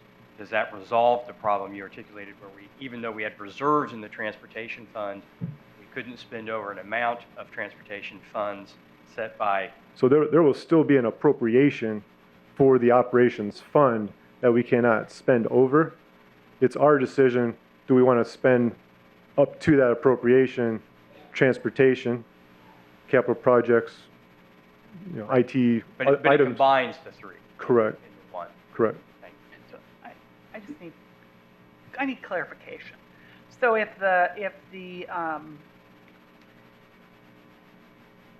so even if we have the money, we can't go over the appropriated amount. Correct. So if unless we come back with an additional appropriation. Okay. For a rainy day But you have fund. to go through DLGF to do Correct. that then? Correct. So We first come to you, get the approval, submit to DLGF, they final approve. So next month, we will be coming to you for the additional appropriations related to the 17-18 school year that we've done the last 2 years since we've gone to the fiscal year budget. Okay. All right. And then, have you had any conversations with some of the people that have gotten up and made some, sort of implied that, we don't know what we do or are doing? I believe Mr. Gammelsbacher has spent a lot of time with some people about these issues. And, so maybe after the meeting, if people are interested in actually understanding this, they might, seek you out to sort of walk through this, because I know it's not quicken. Yeah, I have not spoken with specific individuals that have come to the mic tonight. I will highlight that when the referendum was delayed to November and the public hearing, Indy Chamber mentioned that they're coming in and looking at our data. The community needs to know this, is that when they came back, we want to have this, we want to know about this, and this, and this. There is not one document that is not on our website or in a public domain that didn't answer their initial request. And when I get a chance to talk with some of the best and brightest who are learning how it works with the IPS finances and works with school finance in Indiana, which is complex, 2.5 years, still learning. It keeps changing. But we're at the forefront of the conversation because we're at the table with DOE and SBOA and DLGF and legislators of what it needs to look like. Again, they came in and looked at data. Initially, nothing was given to them that was not on the web. So it does take some time to sit down. I'm definitely open to that. It's I think, irresponsible to say that you can't find it because the best and the brightest who are coming in and looking at us and giving us the advice for a referendum and where we go next found it there. Well, I want to thank you too for all the, this has been a lot of work. It's a lot of, I know a lot of people are losing sleep over this. And so I really appreciate all the time you put into it. You've got the expertise. You have a good team with you. You've got consultants you're working with that have expertise in Indiana school funding and taxation. And so, it's a lot of moving parts, and I appreciate it.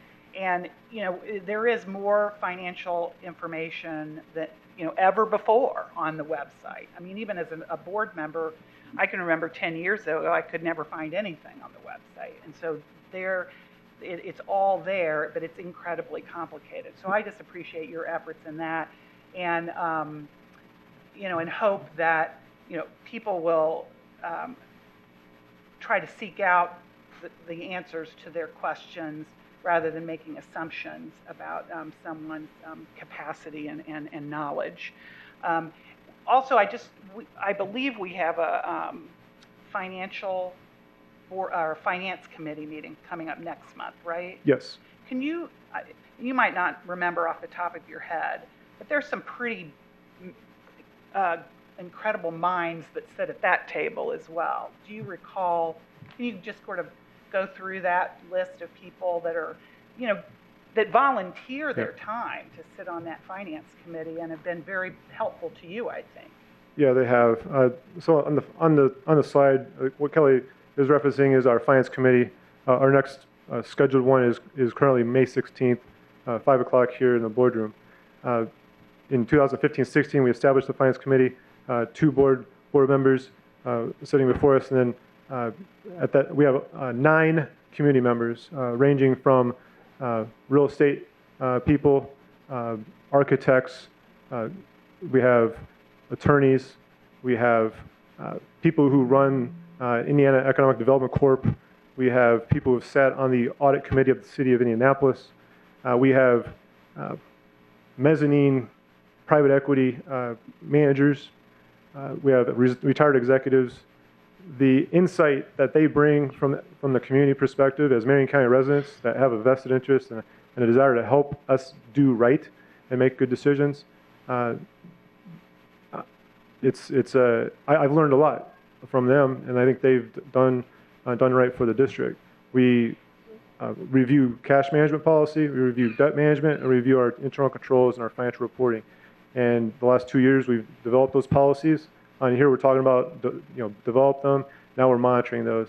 That is what the Finance Committee has brought to the table, and I think establishes a framework of governance in Indiana that mirrors what happens across other urban school districts in the United States. Commissioner Arnold? Oh, yeah, we'd love to have people. Yeah, it's 16, 5 p.m. open door. I People think. who have Take minutes. questions or Yep. concerns could come to those meetings and hopefully. And you're welcome to come too, Commissioner Arnold. A couple things, if I might, not to interrupt anyone. Well, just real quickly, I just want to add my appreciation for all the hard work that you do and the awareness that how highly you are regarded by your peers and by experts in this field, both in our state and nationally. I don't want that to get lost in some of the recent criticisms, because I know you're very humble about all of this, but it's a little frustrating to listen to that. So I just wanted you to know that you, I can't speak for the board, but you certainly have my confidence and my appreciation on these issues. So thank you. I think what the comments are, it's not a defense. It's give us opportunity to explain, because I think sitting down, explaining, I don't feel that it's a defensive posture. It's if we can have an opportunity to explain it, people are okay, that's what it is, and we can potentially look towards the federal mandate of doing school by school. Indiana didn't have a school location code for us to even book. So you're not going to find it across the state. There's no standard reporting by school in Indiana. There are in other states, but Indiana had to add that, and it won't be available even until July 1 of 2018. So, it wouldn't be standard even if we presented it, but next school year it will be standard across Indiana. It will be standard across the United States. And so, we're ahead of that. I've mentioned SBA has positioned us to be able to comply, and we're able to do that. That's a cost of doing business too. A couple things. I'll remind everybody the reason why we're having to make some difficult cuts to the tune of $22.4 million is the board decision to delay the referendum to November. That is a decision. Decisions have consequences. It was, I believe, the right decision, but those are difficult decisions. I also want to reiterate something that Dr. Farabee alluded to. I've had conversations with the team, working with the Indy Chamber, looking at our facts and figures and working with us to find the right number to bring back to the community for the November referendum. And they have said unequivocally that they have never worked with an entity that has been as open and as professional and been providing the documentation ahead of time that they've needed. And so they feel like we're very far along in that process of getting data to them that they need. So I compliment you on that and all the work that you've done. Great. Thank you, sir. The next item, Commissioner, also information item, Superintendent Report 6104 is an update on our school quality review process. Alicia will share an update on the process for the 2017-18 school year that has implications for interventions or other steps taken to intervene for schools that may have been challenged with chronically underperformance. Also, it's important to note that the Indiana Department of Education also has a school quality review process that we will operate in concert with to ensure that we're addressing schools that have been identified by the state and also those that will be facilitated by the district. Welcome. Great. Good evening. So I'll spend a little bit of time just reviewing and walking through what our process has been, and then talking about a potential shift we'd like to make as we think about our school quality review process for the 18-19 school year, to solicit your feedback and answer any questions you might have around that potential shift. So as you might recall, you've seen this slide before when we first implemented the school quality review process for this school year, that there were really 4 intended purposes that we identified behind creating our own IPS-driven school quality review process.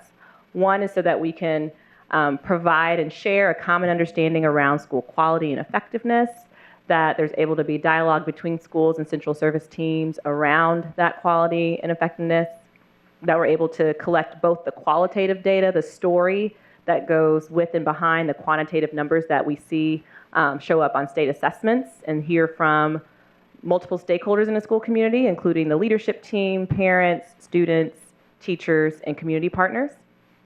And then to use that information, the quantitative data we have and the qualitative data we have, to make decisions around how the district will continue to support schools, whether that is restart decisions that might be made, whether that's deciding the program's doing well and we actually need to replicate what's happening there, whether that's changing the kind of support that a school is receiving, using this more in-depth visit in a school to help make those kinds of decisions.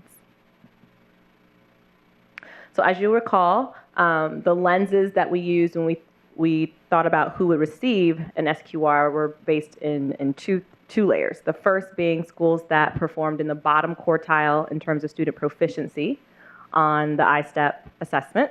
And then of those who were in that bottom quartile, the schools that showed up in the bottom half in terms of student growth. And so we wanted to make sure we are capturing schools that had not done well with just overall mastery, but also schools that also had not moved the needle a lot in terms of student growth. And for schools who had moved the needle in growth, they wouldn't necessarily be captured through this process.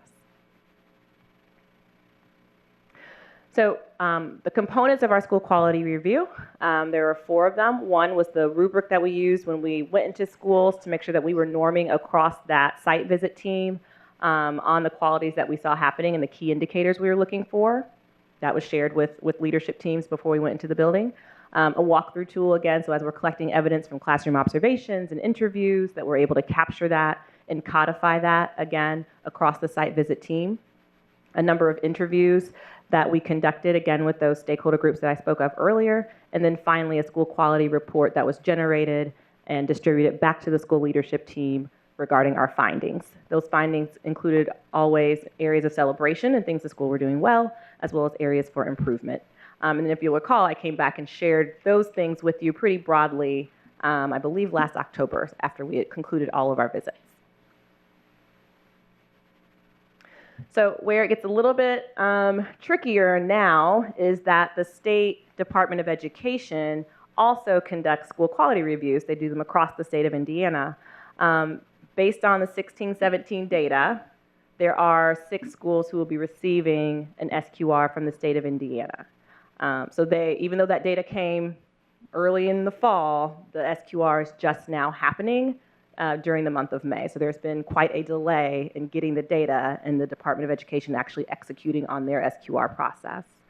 So you can see those schools listed there. The criteria that the IDOE uses is strictly related to letter grades. And so the schools identified are the schools who have 2 consecutive F grades, one in the 15-16 school year and the second in the 16-17 school year. The schools that you see on my right-hand side of the screen are schools who we, the district, conducted a school quality review for in the fall. They would have also qualified to receive an SQR from the State Department of Education, but the state sent representatives to sit in and observe our process. They felt confident in what we were doing and felt that we had a pretty robust process developed, and so essentially gave credit, if you will, for the work the district had done in our SQR process, and therefore did not feel the need to do a second one on those schools this spring. I'll pause there to see if there are questions on that process before I go to the next part. Yes? So were there some, sounds like the state doesn't want to do double SQR. Had we done that? The state had done it and we had followed through with our own on the other side here? No. No. No. Because the state's process is just now, at least for IPS schools, is just now about to take place. And so it's not hasn't even started? Correct. So these schools are all scheduled and they'll have their visits in May. Mr. Arnold.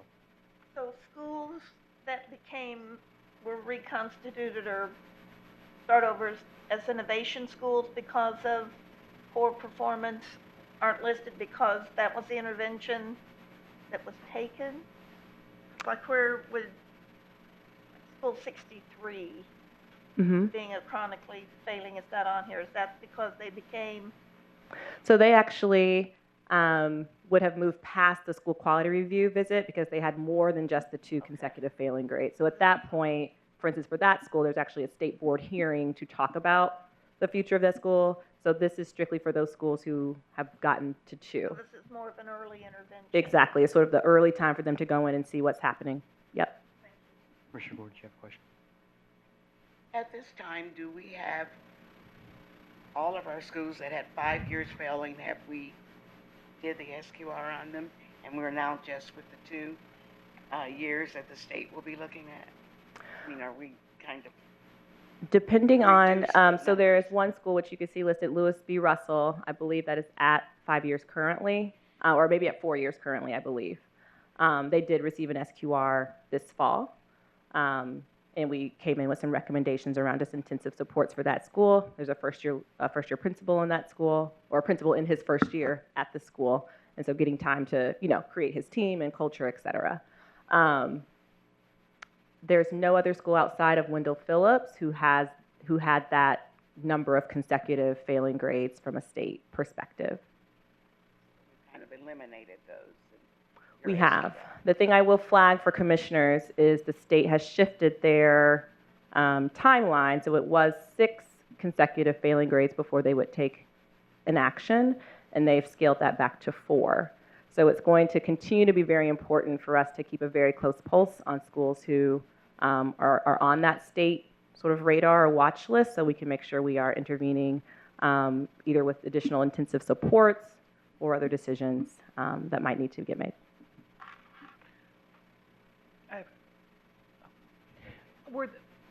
Are there any duplicates? Like, is the state doing SQR on schools we've already done them on, or? No, so that's why you only see those 6 schools listed. It would have been the 11, but because we'd already conducted it, it's just the 6.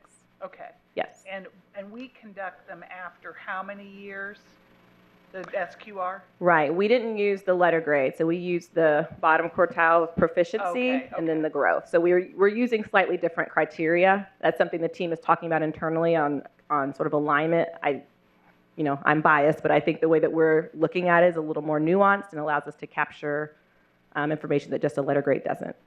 And then, I mean, this might not be the place or the time, but can you just sort of walk through some of the ongoing interventions that you are involved with before schools ever get to this point? I think there's sort of a perception that we're not doing any other support and intervention with schools before they get to the point where we're considering a restart. Can you sort of walk through some of the things that the district does to support? Sure, that's right. And I think sometimes it's hard to answer that question because it's not sort of a packaged, you get this thing. It really depends on the school context. So for instance, we have schools that are part of our transformation zone, which is also a state-supported support and intervention effort where there is sort of deeper coaching happening in those schools, frequency of visits, walkthroughs, observations, and feedback loops, specific professional development that's strictly for those schools to be a part of that's happening. Our academic improvement officers and the rest of our academics team, again, when principals are saying, I'm raising my hand, I have a need here, maybe that's my special education students are performing how I need, then we're able to deploy special education specialists to go out, work with teachers, conduct workshops, those kinds of things. So based on what's happening in that school, the job of the team is to be responsive to giving them the specific and differentiated support that they need. Thank you. Mm-hmm. On the question I've got with regards to the state SQR, like on Thomas D. Gregg, right, that's a conversion school that just started its conversion this school. Well, that's right, this school year. 17, 18. Mm-hmm. How will they take that into account during their SQR?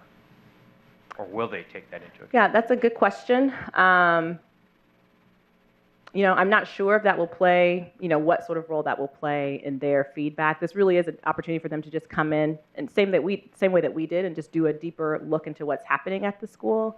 So off the top of my head, I don't see that playing a significant role in their feedback to the school. Commissioner Gore, sorry. Okay, Alicia, my understanding that the state will do their evaluation and SQR, and then we will do one. the schools will get to? They won't. So we have done ours. So when the data was released, we conducted ours in the fall based on 16-17 data. The state is now conducting these six additional in the spring, also based on 16-17 data. So These are additional. You will not. that's correct. We will not, because they did not meet the criteria that we had set in the fall. Yep. But your question leads me into the next slide. So if I could, I'll go to that, because I think what we are recommending is a shift in our timeline for next year and how we run and how we implement the SQR. Because what we wanted to try to avoid was any confusion for schools around and families, sort of like, why am I getting 2, or who is this from, and what does this mean? So if you recall, also last year, it was about this time that I identified which schools would be receiving an SQR in the fall. And so we had a relatively longer timeline to engage with families and partners of schools and leadership teams and talk about the process. And it was new, so it was great to have that time.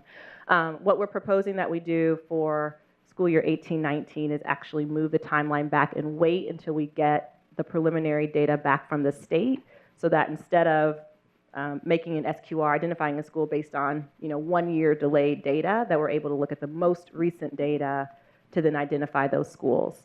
So if we assume we get that data sort of preliminarily end of June, beginning of July, which is historically how it has shaken out, we would use August and September to identify the schools, to engage with those school communities in their beginning of year school activities, actually conduct the SQRs in September and October, so that would be about the same timeline as we did this year, and then on the same timeline, share those findings back with the board in November. So it'll be a compacted timeline, and that's what these implications sort of identify you. It will require us to be really intentional, strategic, and robust in our communication and engagement efforts with those schools, because we'll have to compact the timeline by which we're meeting and talking with schools about the process. But we think the benefits outweigh that compacted timeline, because we'll be able to identify schools based on the most recent data and not have that 1 year delay. And it also just avoids confusion between, the state process and the IPS process, and which year am I qualifying for which one. So trying to eliminate that confusion for school communities and trying to respond to the most recent data that we have. Question. So the driver is to avoid confusion.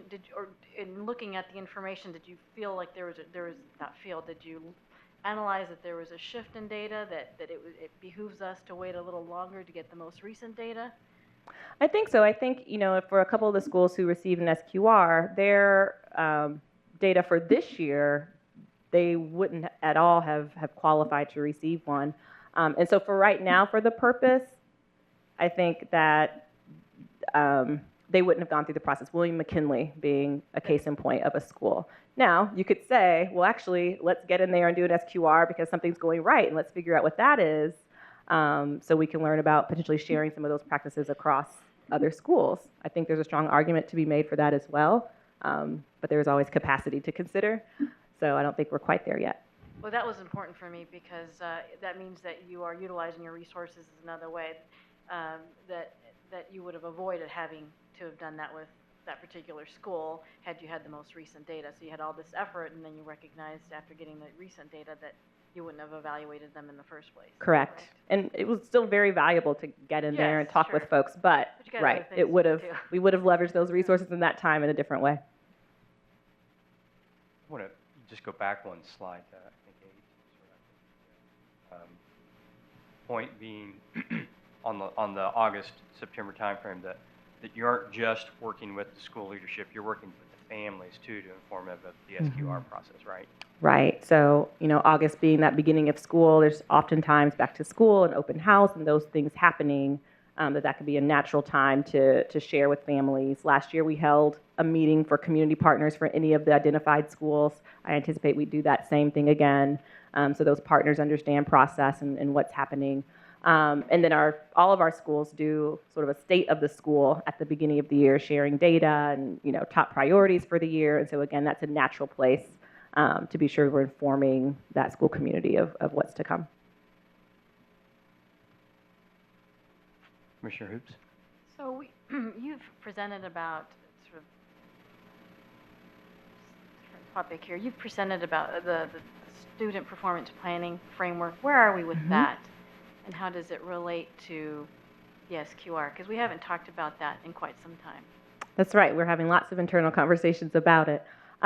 So we are socializing that right now with principals. So there's been a number of one-on-one meetings with principals to really walk them through the framework. And then we're capturing the questions that they have, the concerns that they have. So as we're thinking about the final, or maybe I should say the next draft or iteration of that framework, we're capturing those principal voices and concerns as we're thinking about metrics. The other thing that's happening at the state level is because iStep is shifting to iLearn, the tool we had built was really based upon iStep and what we knew about iStep. So we're also being cognizant of things shifting at the state that we need to take into consideration when we identify the metrics that go into the school planning and performance framework. Summarize for me the purpose of that framework, what it's going to provide us versus this school. I know they're not, it's not going to be one or the other, but do both.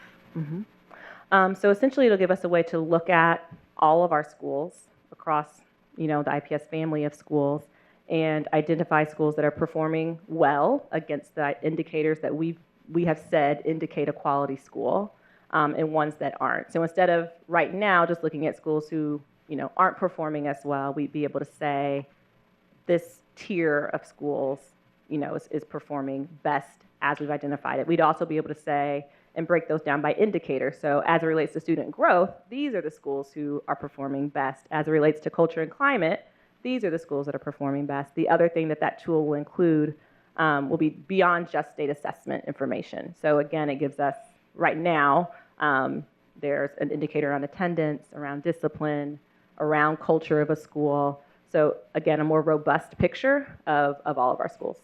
What's your expected timeline? Commissioner Hoops. Based on the feedback we're getting from principals, we'll go back to the team that's helping us draft it. We'll probably have something internally to share. I'm going to look at Andrew. He's probably going to kill me. I think by summer we'd have something that has some feedback that we could probably share with you all. But I don't want to commit us to, because we're going to continue to iterate against it. Yeah, it'd be good to take a look at where you are. Yep. And have an opportunity to comment on it as well. Happy to do that.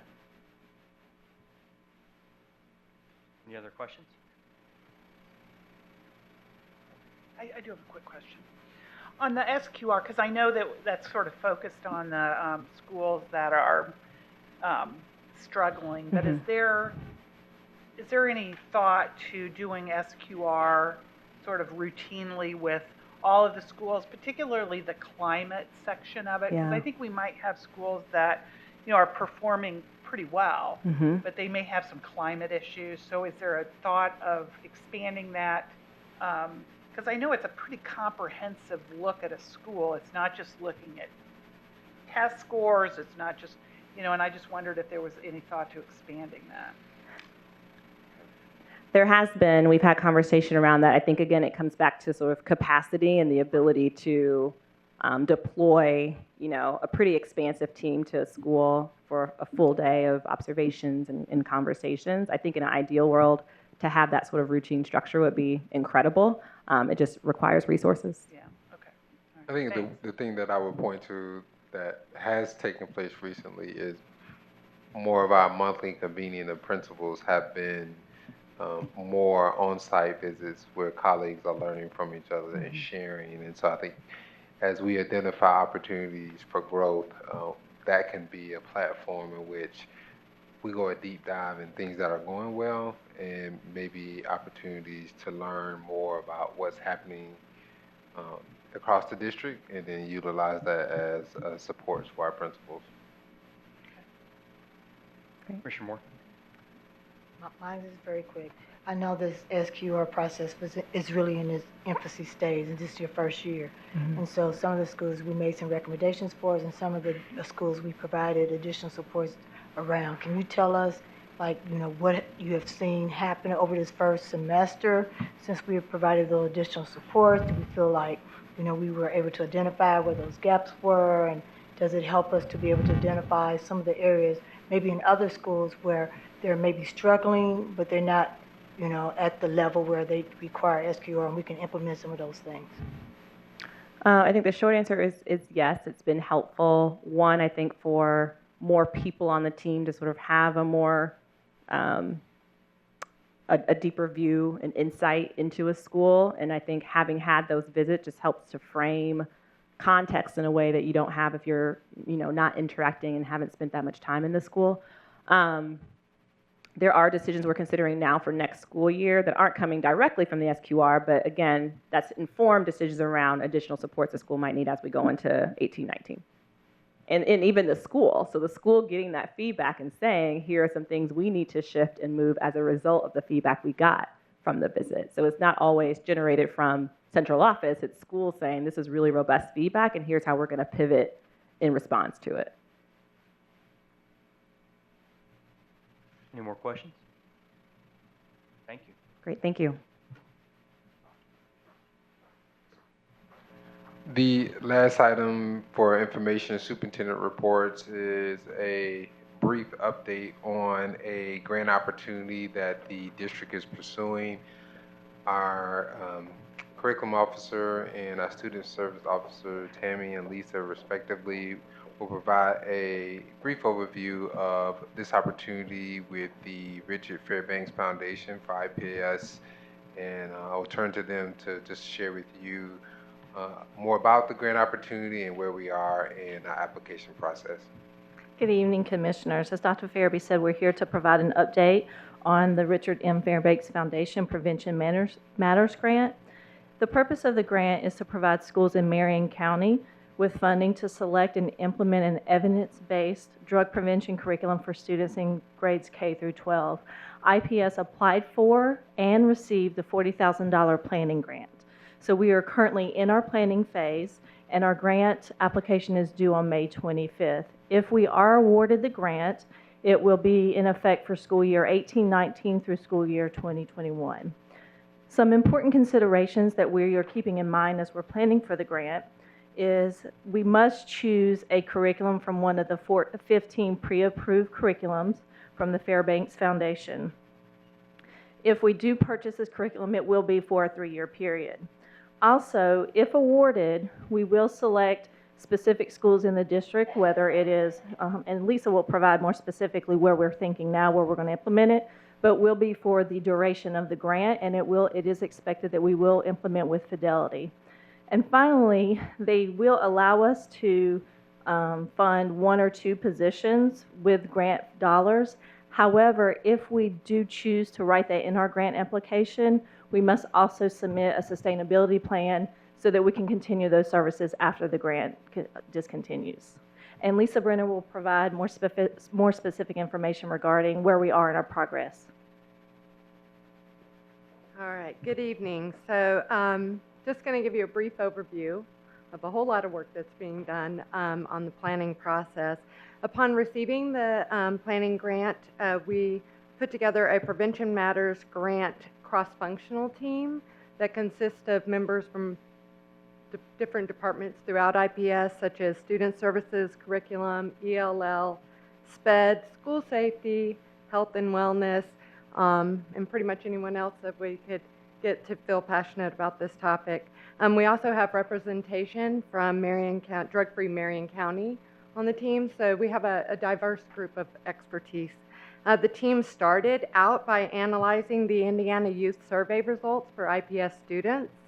This is a survey that is administered by the Indiana University Prevention Resource Center to students in grades 6 through 12. IPS, this is a shout out, has participated in this survey for over 25 years. So we have some great data there. After reviewing the data and considering all the other programming within IPS, the team identified the highest leverage group as being middle grade students to implement a true prevention curriculum. After that, we reviewed the 15 evidence-based curriculums that the foundation had identified and narrowed it down to 5 that seemed to be a really good fit for middle grade students. These 5 are life skills training, Project Alert, Project Success, Second Step for middle school, and the ripple effects. So having identified middle school and these 5 curriculums, we pulled together a principals focus group for some of our K-8 schools and our true middle school and the true middle schools for the future, where we're going with that, to see what their thoughts were and how, did they feel like that we were on the right track and was this a good fit. It was overwhelmingly supportive, and they were extremely excited about being able to have a curriculum, true prevention curriculum that they could implement within their schools.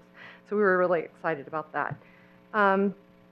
Then from that point, the team started to conduct site visits with districts that have already started or have been, some cases for years, implementing this curriculums to see how they did it, what grades, what were their challenges, what were their obstacles, what were their successes, and any tips that they had for helping us narrow that down.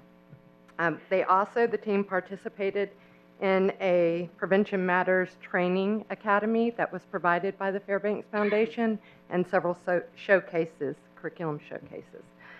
From there, we also discussed a few different implementation models. It is imperative that wherever curriculum we pick, that we implement it with fidelity, but we do have some variation in how that can be implemented, and that's the feedback that we heard from the principals, is that everyone wanted it, but they wanted a little bit of flexibility in how that was implemented in their building.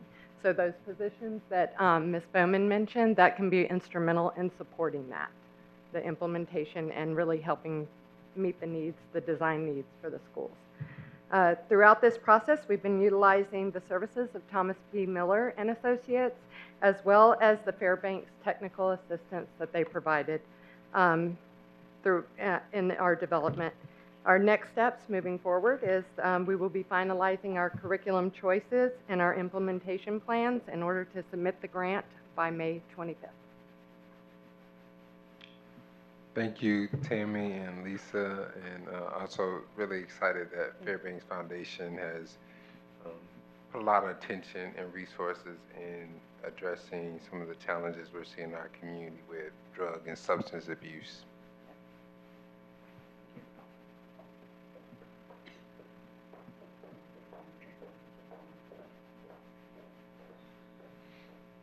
Commissioners will now transition to action items beginning in unfinished business. The first item in unfinished business is item 7.01, which is a recommendation to modify the transportation schedule and school start times for the 2018-19 school year. We've had a number of feedback sessions on this topic. Most recently, at our general review session, we reviewed the proposed start time. I will review those tonight, this evening in the presentation, and recap what we've shared previously, and also provide a summary of the recommendation and the impact to schools. In this presentation, our director, Manny Mendez, will also join me in responding to any questions that commissioners may have on this particular topic. On Tuesday evening, we were requested to provide additional context around the financial landscape after the implementation of the 3-tier transportation model, and we'll provide that information as we walk through our timeline. There are 3 facets to the presentation this evening. One is providing a historical context of where we've been and where we're going as it relates to transportation, and then we will review the proposed adjustments to the transportation schedule, and then provide a summary of the recommendation before commissioners this evening. Again, this is a time-sensitive item because we want to ensure that we give staff and families proper time to plan accordingly based on the proposed changes. In the 1990s, Indianapolis Public Schools moved to a neighborhood school model where most students were assigned to their school by their neighborhood, and we provided transportation primarily on 2 start times, one in the morning for our secondary students beginning at 7:20 a.m. and then a later school start time of 9 a.m. for our elementary students. And at that time, we had primarily one mode of transportation, and that was single routes for our students. Essentially, that's one bus taking a student or students to school in the morning, and then one bus taking them back home in the afternoon.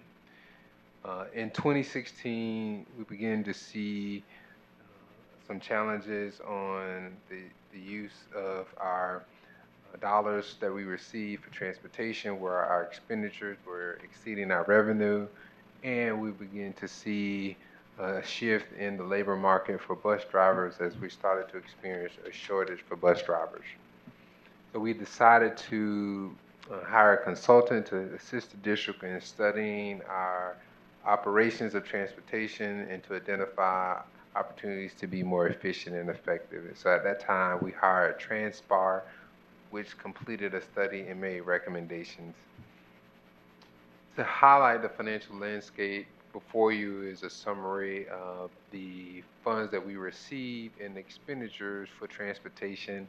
As I noted previously, transportation includes the bus replacement fund and the transportation fund that was previously shared in the quarterly finance update. You can see where we started to see gaps in funding beginning the 2016-17 school year, which sparked the study that took place, and we shifted our transportation model beginning this current school year for 2017-18. You can also see that we're projecting a deficit where we need to utilize rainy day funds to cover the gap, and you can see that on the far left column of about $15.9 million that we will use in our rainy day funds to support our transportation efforts. Also, go back, I also want to note in the presentation, we have the projected expenditures for the 2017-18 school year at $46.1 million approximately. Based on year-to-date expenditures, we believe that we will be below that number. And if we continue as we are today, we're expected to land at the end of this school year around $45.5 million. So that would be less than what we projected for this current 2017-18 school year. I raise that because I know there were some questions about what savings that we were able to generate as a result of the implementation of the three-tier model for this current school year. Going forward, this is additional context on what were some of the results of implementing the three-tier model beginning this school year. You can see we were able to reduce the total number of routes. We've also shared our projected drivers needed for this current school year as compared to the 2016-17 school year, and then also actual drivers. So for example, in IPS, you can see that we projected 150 drivers. We actually had 123 in 2016-17. You can see the decrease going into 2017-18. You can also see an illustration, a graphic of transportation utilization. It's important to note approximately 80% of our transportation is transportation to and from school. And then we also support other efforts. You can see the breakdown for extracurriculars, field trips, and the like. We also have that information noted on the side as well. Again, the study recommended that we shifted to a three-tier model because of the use of general fund dollars, and also our ratio of students per bus was not in alignment with what we were seeing in peer districts. So we compared ourselves to others. For example, you compare ourselves in most districts, transportation on average is about one bus per 100 students. We were previously operating on 1.8 buses per 100 students. The recommendations from that study are outlined before you, most of which we have followed through on. For example, the recommendation was to purchase newer and more efficient buses. You recall that we purchased new propane buses that were more energy efficient. Also recommend that we implement a three-tier transportation model, which we have done and we're currently in this school year, and also optimize routing systems, which the team has followed through on, along with policies and procedures. We also have expanded implementation of software solution, Here Comes the Bus, which is an app that families can download to monitor where buses are using GPS tracking. In July of 2016, we presented the study to the Board of Commissioners and recommended that we transition to a 3-tier model for the 2017-18 school year, which is the current school year.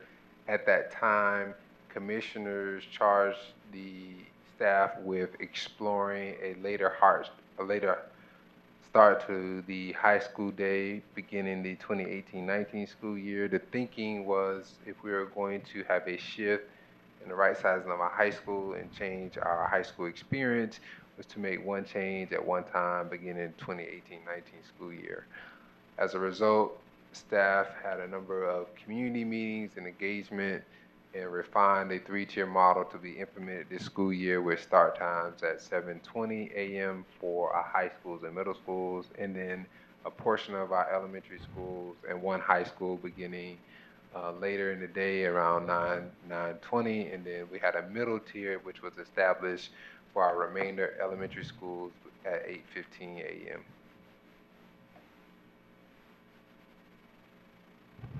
We've been, again, implementing the 3-tier model, and then in January 2017, that was approved and been launched accordingly. And then September of 2017, the Board of Commissioners approved the high school redesign, which included transportation to all of our college and career academies for students.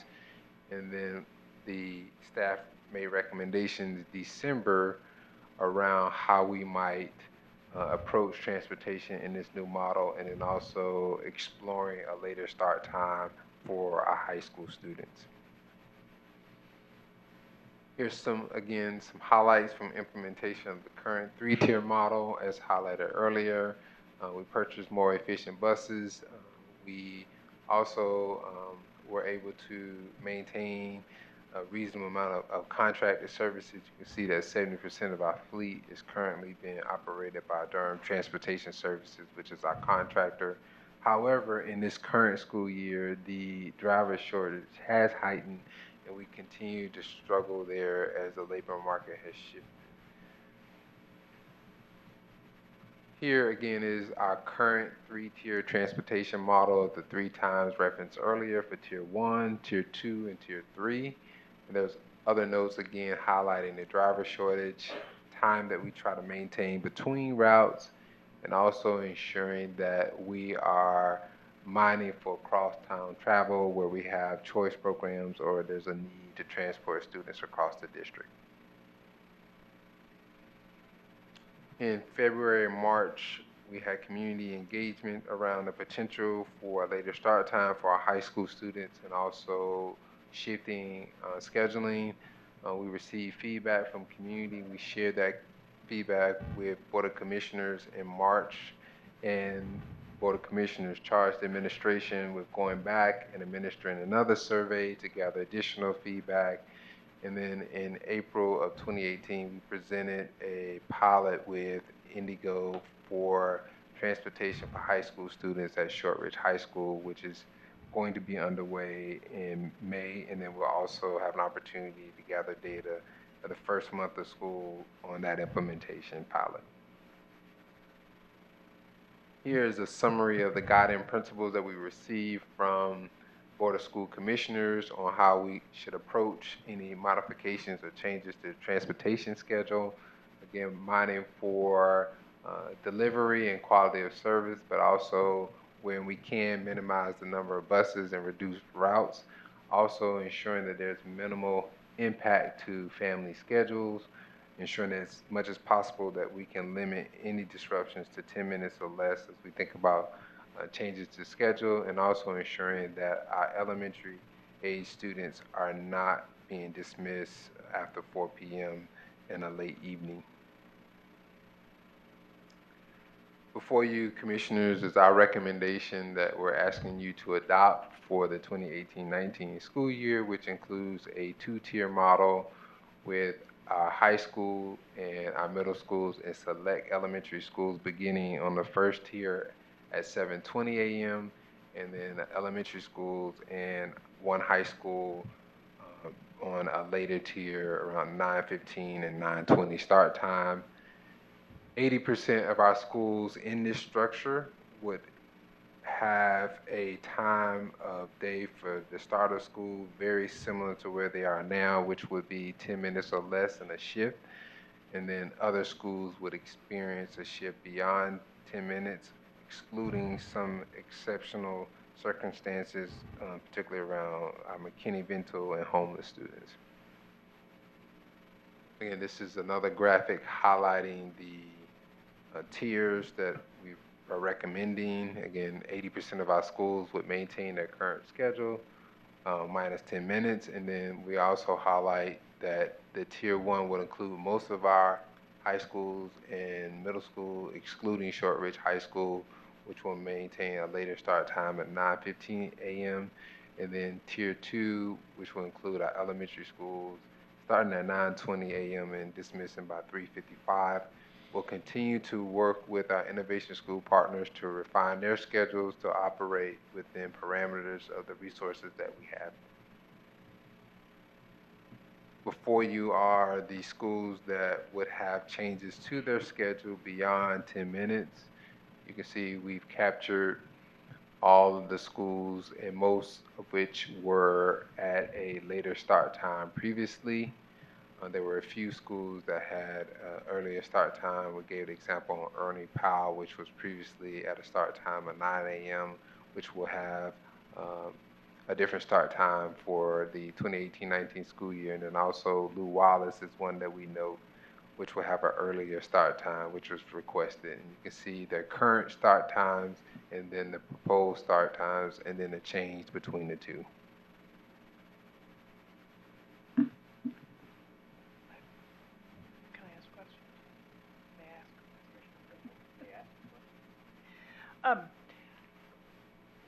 Where are it lists on tier 1 that there are elementary schools that are going at, have an AM arrival at 7. What elementary schools are those? It's the majority of our elementary schools are, will be on the second tier. We have a few elementary schools that have requested to be on the early tier. I don't have that list with me right now. But we do have a couple that have asked to go on to the first tier with a small adjustment. So we have, I believe it's William Penn. They've requested to go in at 7:40.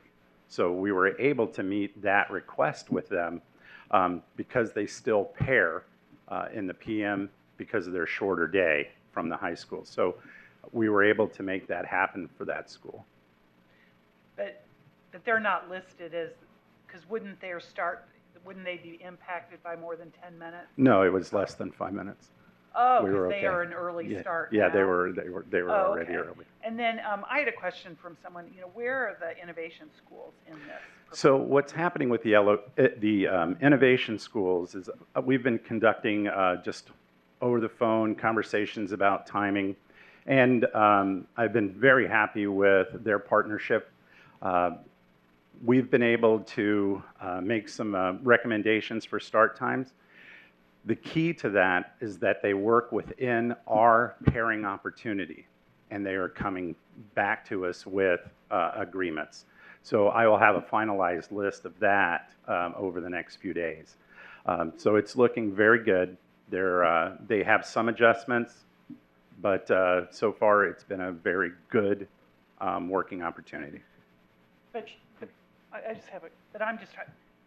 They have to fall within either one of those two tiers, right? Yes. You can't have just a totally different start time. They could have a different start time as long as it pairs. So depending on the location of the school, we may pair them in the AM or we may pair them in the PM.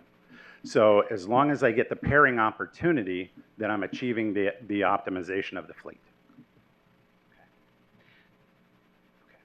So if there were schools that wanted to start earlier than that 9:20 bell time, are we giving them the same opportunity? Like if they wanted to start earlier, if they could figure out how to pair it, If we can figure out how to pair it, but it's very important to understand that we have to balance the fleet. So what I have to ensure is that I have enough fleet to run the first tier into the second tier. So it is very tight. So it's important that the shifts are limited and controlled. So I couldn't just say everyone can move up, then we're back into the same problem. Okay. I just want to make sure all schools are on sort of the level playing field as far as, you know, working within this. I don't want to create a set, you know, this two-tier system where you've got some schools that are sort of locked into, Understand. and other schools have flexibility, because I think we get into issues with that. So hopefully, I mean, I'd like to see the whole proposal that includes all the schools that we're providing transportation for, because I know some of the schools they don't use our transportation. So I just want to make sure that, because they're not listed on here, and so I just. Correct. And they're, you know, part of the plan, so just making sure that they are actually in the plan. I just wanted to see that, see what it looked like. Commissioner Hoops. Back on slide 6, the consultants were providing data that districts are about 4 to 5% of cost of the general fund, and we were at 12%. What did that percentage look like in this, with the 3-tier roughly? So Were we closer to normal range to comparable districts? we're making a shift forward. I'm getting more utilization out of the buses.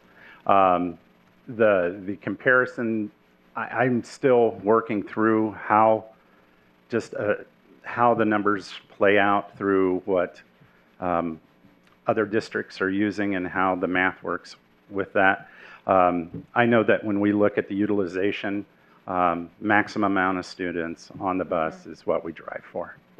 I would say the number would definitely be less because the expenditures are, based on year to date, would be, for example, $45 million. So let's say in 2016-17, that number was, almost upward of $48 million. So I anticipate as the overall expenditures decrease, the overall percentage would decrease. I think what we have to mind for also though is when you don't receive local dollars to support transportation to meet your expenditure, that may require you to use other general fund dollars, i.e. the rainy day fund, which we're projected to use a significant amount of in 2018-19. And I would tell you that that is probably way out of whack if we were comparing ourselves to others. But you can, if you track back the previous presentation, and we look at the slide with the finance, you can see that the local dollars that we get for transportation have been steadily decreasing. So the challenge has been to keep a low percentage of general fund dollars that you would use, but it's difficult to do that. Even though you make reductions, your revenue that you're receiving is also being reduced as well. Commissioner Solomon, you had a question? Nope. I just had another question. And, I mean, probably my biggest disappointment on this whole thing, but I understand there's rational reasons for it, is the fact that we weren't able to meet the goal of addressing the high school start times. Although I do appreciate the fact that you went back and figured out, I mean, we had one school that actually was or is following the research on start time and had a later start time, and I'm glad we were able to figure out how to allow Shortridge to continue that start time. But and I understand that there was no consensus on the later start time, but the research is very clear that it just needs to be later. Now, people in the community may have differing opinions on whether high school students should start later or earlier, but there's no ambiguity in the research.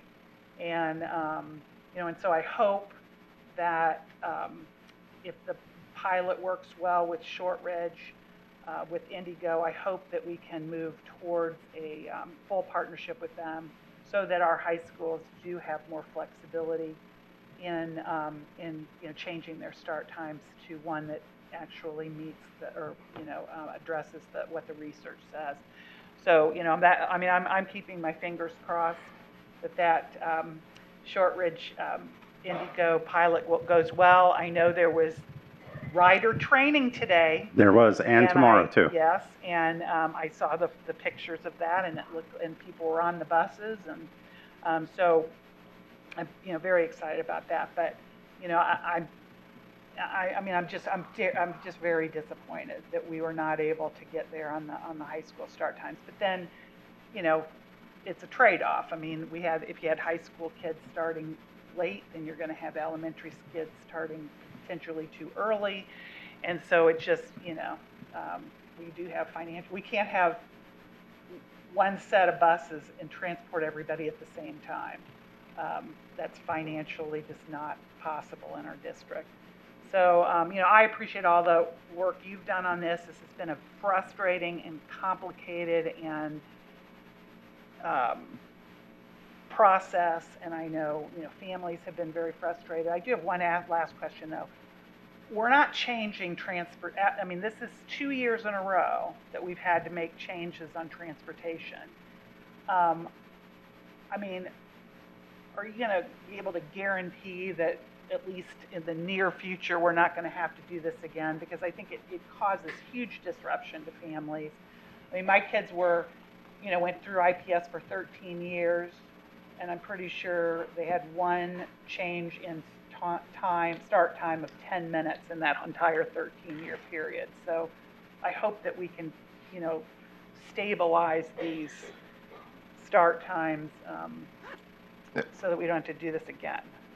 As a parent, I would love for that to happen and love to be able to make that guarantee. But I think what happens ultimately with additional revenue and whether we're able to secure operating revenue to close our funding gaps, if we don't do that, we will have to change our transportation structure again. And so I just want to raise that so we're all aware of that. That $15 million that's projected to go into transportation from the rainy day fund, once that's spent, those dollars are gone. And so then you have to change your transportation structure to align with the resources you have. Now, the Indigo pilot, if that goes well, my fingers crossed, likewise, that could reduce expenditures for high school, but still that would be maybe in the $5-6 million range, $7 million at the most. You still have a significant deficit to have closed. At the end of the day, we're just not receiving local revenue to support transportation in the district. And we're not the only school district in the state that has that challenge. So just to follow up. So if we, and I hope this happens actually, if we discontinue transporting high school students potentially in the 1920 school year, because that's when Indigo says they'll have the capacity, that's about a savings of $7 million, because it's about 5,000 students, right? Weston may tap my hand. I'll be a little generous. I would say the 5, 6, 7 at the most, maybe you would generate in savings, but I'll let Weston and Manny follow up if they want to provide additional context. So we're going to be running models over the summer as we see the benefits from the Indigo pilot as long as they produce. We will also have to assess that there could be children that are outside a zone for the Indigo route that will require a yellow bus. Now, we anticipate that to be very minimal if it happens, but the models will prove. So I would say yes, you could get to that 5 million, 6 million. I think that is realistic. He didn't say 7, so he brought my I didn't 5 say and 6 7. range. Well, he knows he needs to be more conservative. I am very conservative. Yeah. Well, I just feel as if, and I've said this before, local governments all over the place are struggling with, being able to meet their expenditures, and we can't afford duplication of services anymore. And we've got this, we've got Indigo, they are growing, and they're a public transportation system, and we've got to the extent we can, we've got to be able to utilize that, because we, right now in Marion County, we have how many buses? There's 10 districts provide transportation. I think one district does not, and school districts, and then you have one public transportation. I mean, that's a lot of transportation, and for one city, it's kind of ridiculous actually. And so, to the extent we can reduce all this duplication of services, I think it'll be much better for the city and Commissioner for the O'Connor. taxpayer. Commissioner O'Connor. Right here. Wanted to, There you are. Sorry. Yeah, sorry. So Thought God was talking I think for a minute. I think Manny. I make God call me commissioner.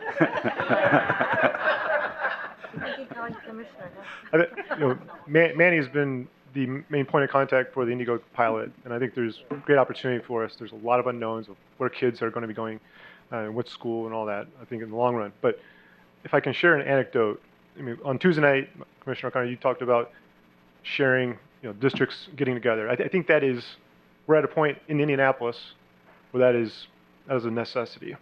Case in point, this morning, driving to Starbucks, I pass. You buy a $4 coffee? It was a $2 tea. But I passed a Warren Township bus on Central Avenue picking up a kid. I turned on to 16th Street. I passed an IPS bus. I passed a Wayne Township bus. I then got passed by a Miller Transportation bus, and I did pass an Indigo bus. That was on a 4-minute commute to get a $2 tea. We're doing the same thing in their districts. That is crazy. So I think the comment that you made on Tuesday, I think, and Commissioner Bentley's talking about it, the duplication of efforts, the 3 taxes we pay, mass transit, Indigo, and school tax, we need to do better as a city. So I commend Commissioner O'Connor for bringing that up on Tuesday night. I think we continue to push forward as a district to do better, along with other districts. I agree wholeheartedly. For those of you who weren't here, I said ultimately we have to get to a unified transportation system. So, any more questions from the commissioner? I just wanted to, again, you were saying, can we maintain this? Well, certainly quality will continue to be a challenge, and we talked about it on Tuesday. I want to mention it again, that driver shortage is an issue. It's an issue for our contractor, it's for us, and that's going to gravely affect on-time arrivals and pickups. So I'd like to see, we talked about it on Tuesday, potentially an update as to how we're doing with hiring and how our services for the beginning of the school year, and continue to keep an eye on it, both on our contractor side and also, with our own provider, with our own service. So I did get my weekly update. So we have 2 testing. So I had mentioned that we had 2 immediate hires. So they are getting their CDLs. So we're excited for that opportunity. I have 4 in the background pipeline. So they go through the background checks, everything looks good, then they'll begin, their offer and then into the training. And we have 6 their interviews. 3 of them are drivers, and 3 are attendants. So it's hopeful, and I feel a lot better going into the year with the increased wage for the drivers and attendants. It's the right thing to do, and for this market, we're finally competitive. We're competitive, so I'm happy for that opportunity. I just need to keep driving and getting more drivers here. It's a tight work pool. Commissioner Arnold. Just 2 real short things. I just saw an advertisement today that Indigo is recruiting 200 more drivers. So that's the bad news and competition. But I would like to say again how much myself and I believe all the board members appreciate all the work that's gone into this, from you, Manny, and the rest of the administration. Lots of conversation, lots of, no, that's not good, take it back, lots of reworking, and I really appreciate it, and I'm sure the other commissioners do as well. Well, I also want to acknowledge my routing staff and their manager. Long hours and the constant, where you at, where you at, where you at, how we looking, how we looking. And they've managed it well. They've managed me well. So my shout out to them. They are exceptional. I'm sorry. I did have another question. You talked at one point about potentially identifying staff in-house that could potentially do, you know, might be interested in driving a bus and doing their existing job. Now, how is that going? With the implementation of the Kronos software, we're understanding that when it's fully implemented, we should be able to cross-pollinate work groups. So we're going to keep pursuing that. But here's that challenge. Many of my drivers are hitting 40 hours a week.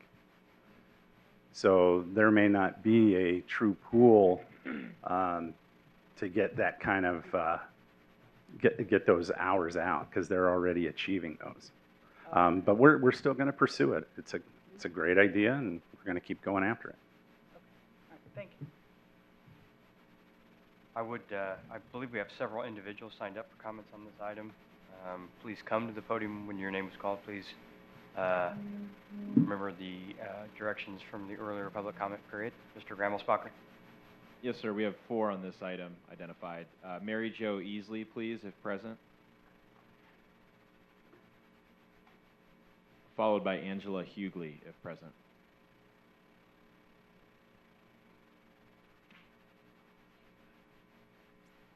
Good evening. My name is Mary Jo Easley. I'm a sophomore at Shortridge High School. So I'm mainly here tonight to thank whoever is responsible for coming up with the new recommendations for start times. Quite frankly, with the 2 options that were initially suggested of the 7:20 for all high schools, I was considering other places to attend school just because, like Ms. Bentley said, I can't function in the morning at that time. My peers can't function that early, and we really appreciate the education we receive at our school. And with the later start time, we will be able to continue on the better path of higher education. So I thank you for that. And then also to comment on the Indigo presentation that we had today. It was well received. I myself will be participating in it. I'm excited. My peers are excited. And we hope that the pilot goes well. And we thank you for considering the later start time for Shortridge High School. Thank you. Angela Hughley, if present, please. Sam Pittman, if present, please. Abigail Schlebecker, if present. That concludes signups on this topic, sir. Thank you to our speakers. Do I have a motion to approve Resolution 7783 approving the 2018-19 transportation model as presented? So moved. Second. It has been moved and seconded. Any comments? All in favor? Aye. Aye. Aye. Any opposed? Motion carries. Item 7.02 is last and final item in unfinished business. Recommendation from the administration. Board of School Commissioners approve the Innovation Network School Agreement for Super School 19 as presented. Ms. Johnson is available that can provide additional context on the reasoning for the administration recommendation. Also aware that there are a number of individuals that signed up for public comment as well. Anybody have any questions for Ms. Johnson with regard to the proposal? We've heard it several times, I think, up to this point. If not, we'll go straight to the public comment. Do you have questions? Yes, Commissioner Arnold.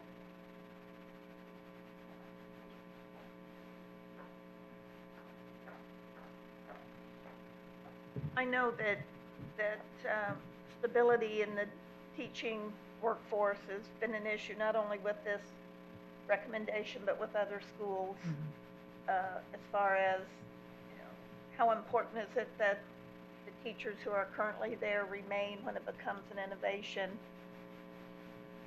my assumption is, and correct me if I'm wrong, that there might be several reasons why teachers might not want to stay with an innovation school, other than just they don't want to do the model or they're not part of that. And I know there's issues related to they're actually leaving the employment of IPS, which can impact benefits and retirement and those kinds of things. Because I think I said earlier, I went to a meeting with School 63 and talking about their staffing, and not a lot of the teachers that are at school are staying at the new, but not because they don't like the model or they don't, it's just there are other indicators that may cause a teacher not to want to stay if the school becomes an innovation school. Would that be accurate? I think that is accurate.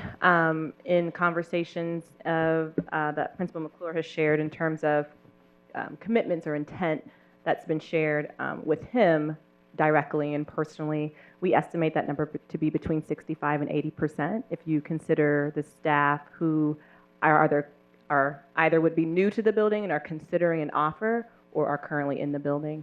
And I think when we consider, his sort of rationale and reason for making this shift, there are really two key points. One of them hitting on what you've talked about, which is just the flexibility in terms of direct management of funding, the ability to ensure that a salary structure and compensation structure can be nimble enough to both recruit and then also retain the talent that you want in your building, who are particularly committed to the action-based learning model. So I think that is a specific key lever that the team is hoping to be able to leverage. Can I ask just one more? Often finances are discussed when we're talking about innovation schools. Mm-hmm. What funding do schools get to become, I know they get the per student per diem or whatever other schools get. Are there other financial incentives that they get internally from the district? Internally, the schools still participate in student-based allocation, as our other schools do. When we look at central office functions that those schools will no longer participate in, for instance, certain finance functions could be an example. So they will handle their own payroll. And so we have figured out what does that mean in terms of dollars that we would then transfer to that school because they are now handling that function. So the team has done extremely detailed analysis around what that looks like in terms of central office functions. That is not, an over-the-top substantial amount of funding, but it is a representation of the central office functions that that school would now be taking on. Otherwise, they're operating within student-based allocation. So it's not necessarily the amount of money, it's the flexibility, the expanded flexibility to leverage that funding. If it's an IPS school that's being converted into an innovation, how does things like food service and special ed and those types of things, how do they work? Sure, special education is still managed at the district, so with IPS, special education team working hand in hand with that school. So it will look, very similar to how it looks now. That same relationship will exist. Food service, schools could certainly opt if they wanted for a different food service provider, but I will say our food service team is very strong. Schools are very happy with those services, and so I don't expect that transition to happen. That has not been anything that school particularly has indicated an interest in transitioning from. If they don't pay for the food service because... Right, yep, those schools are still a part of the district. Part of an and IPS school, they're just under the innovation. That's exactly right. As opposed to being an IPS district. That's exactly right. Specific to Commissioner Arnold's question on the as you said, there's support services that are broken out. So really what we're shifting to them is the cost that would have been accrued by us on them for those administrative services, right? That's right. And then also retaining and holding on to dollars for services that the central office will continue to provide. Commissioner Hoops. Let me know again what the format was. We're going to go to public questions now to Alicia, and then public comment. Public comment, yes, and then vote. But we can ask questions later, right? Okay. They're group second. Yeah, got it. Got it. Good for now? We have a number of individuals signed up for comments on this item. Please come to the podium when your name is called. Mr. Grammelsbacher, will you please? Yes, Mr. President, we have a unique situation, and some families had to leave, but delivered their commentary to our IPS employee who's a bilingual interpreter, was going to interpret for them anyways, and so she is willing to read their comments in their absence if you'll permit that. Certainly. Commissioner's okay with that? Please. All right, thank you. Our first commenter on this topic, if present, is Katie Mendoza, please.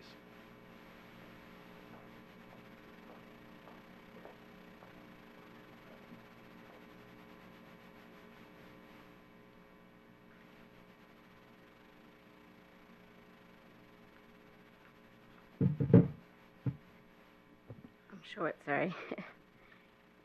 Good evening, and thank you for letting me speak with you tonight. My name is Katie Mendoza, and I have 2 kids at Super School 19. Even though I was a skeptic at first, I am excited about our school in converting to innovation. Because after meeting with Principal McClure and his team, they have assured me that the school, the teachers, and more importantly, my children will benefit. For the first time, I am being asked for my input. We are discussing opening the school earlier and getting out earlier, and those are things that are interesting to me. I also like the fact that teachers will be able to get more training and education to bring back to the classroom. For these reasons and more, I ask that you too support Super School's conversion to innovation.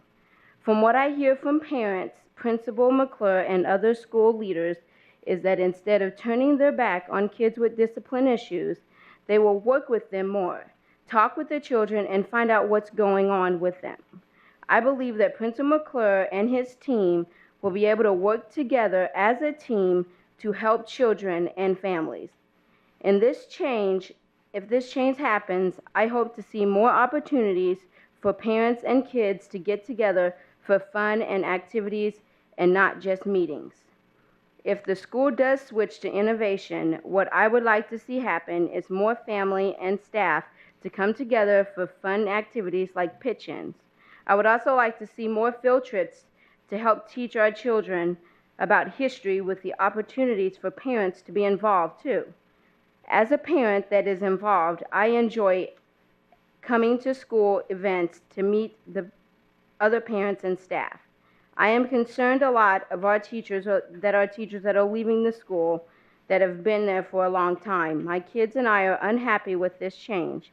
I have talked to my kids and school leaderships about this concern, and one thing I would like, if possible, is for our teachers that are there to be able to keep working under IPS contract as Super School 19. The new teachers coming in would already know what they are getting into, which is a movement and brain-based teaching opportunity with no teacher contract. But losing some of the teachers we have had, I feel will be a great loss to our kids in schools. We have kids in our school that have disabilities, my daughter being one of them. She has dyslexia. The teachers that have been there for a long time understand this because I have worked with them for several years. My kids love music, but I feel like the program could be improved if there was more access to resources. Sorry. Thank you. Holly Combs, if present, please.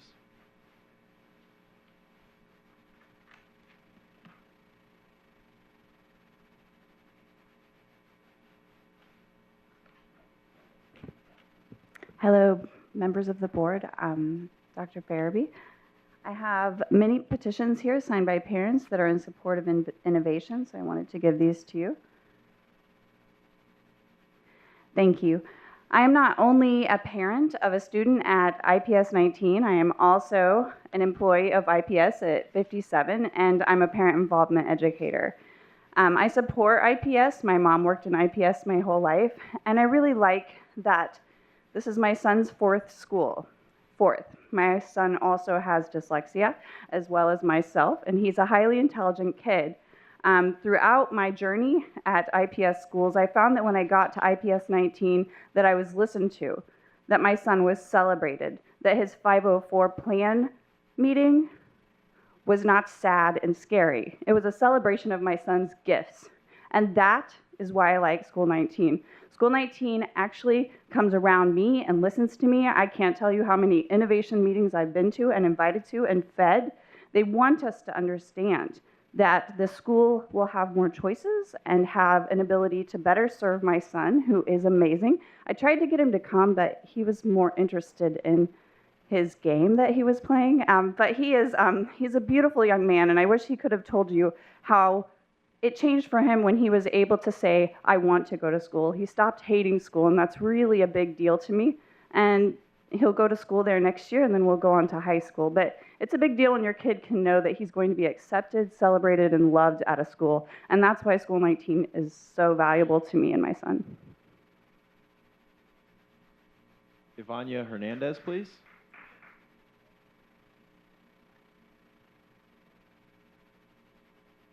Followed by Araceli Rodriguez, if present. Ivania is one of the parents that wasn't able to make it tonight, so I'm reading her letter on her behalf. My name is Nancy Stewart. Good evening. It's a pleasure to speak with you tonight. My name is Ivania Hernandez, and I am a parent of 4 children at Super School 19. I am speaking tonight to ask you to vote in favor of the conversion to innovation. Monday night, I went to a parent meeting to learn more about innovation. During the meeting, parents had the opportunity to ask questions and provide input and thoughts about the change to innovation. What I want all of you to know is that we are only just now starting to give these kids a chance. This is time for a change. I like the move to innovation. I think it'll be good because it will be one more school that will have the independence to adapt and provide what the children at Super School 19 need to succeed. With so many schools to have oversight over, it can be difficult for the administrators to keep up with all the IPS schools and their individual needs. Just like a manager of a chain restaurant, you are taking care of a little village, and the managers higher up are taking care of the managers, but you as a local manager know exactly what you need for your restaurant. I realize the importance that quality education comes at an extra cost. I trust Principal McClure and Assistant Principal Garcia, and I believe they will create a better format for the kids. I really like them as leaders. They are really approachable and really easy to talk to about certain situations. When they came to the school, they made it easy for me to go in the office and talk about what my kids need. They meet one-on-one and give parents a chance to talk to them and provide input. I want my kids to have more art classes. They need to have a math mind and an art mind. They need to be more well-rounded. I would like a family night where families help kids learn. I like workshops with the parents to help kids at home learn. I'd like workshops for kids to learn what the real world is like today. Anti-bullying workshops for kids and parents would also be helpful. I've had my kids at School 19 for 4 years, and 3 have AB averages. My youngest one, we're still working on him. I asked Principal McClure for help, and now my son is getting more help.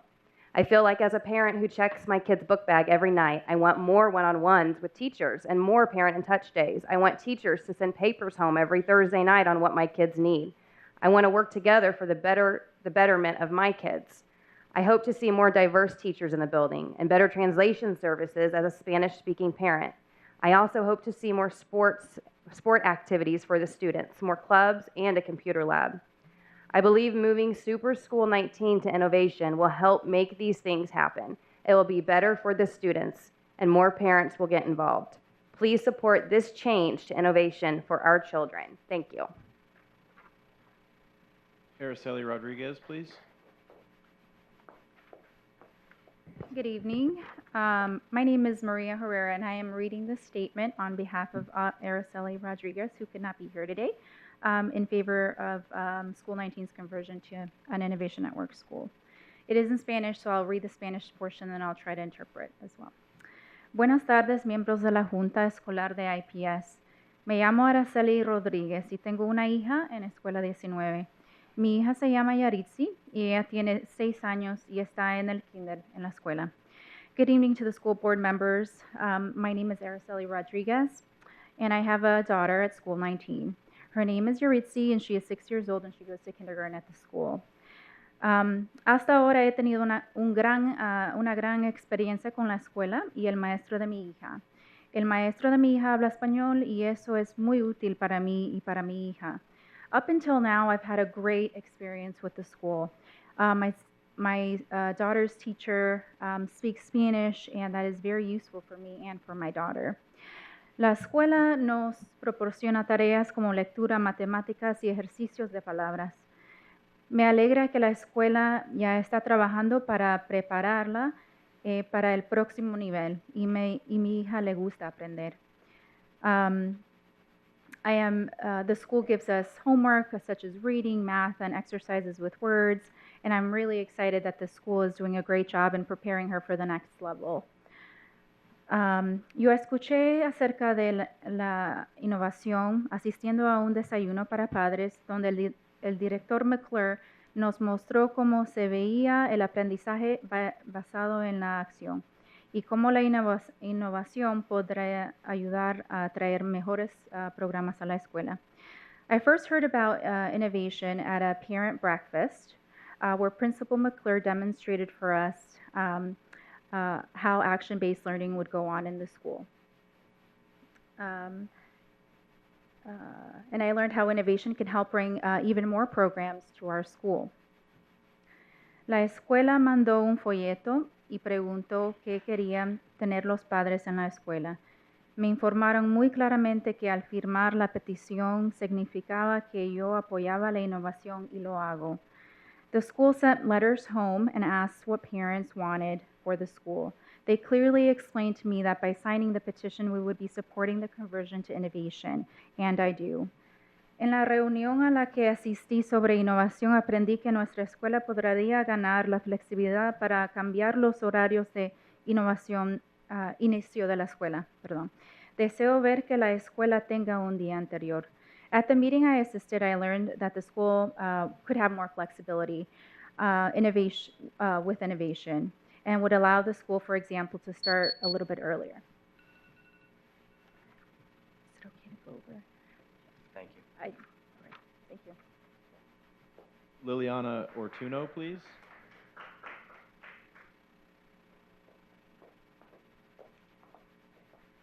Good evening.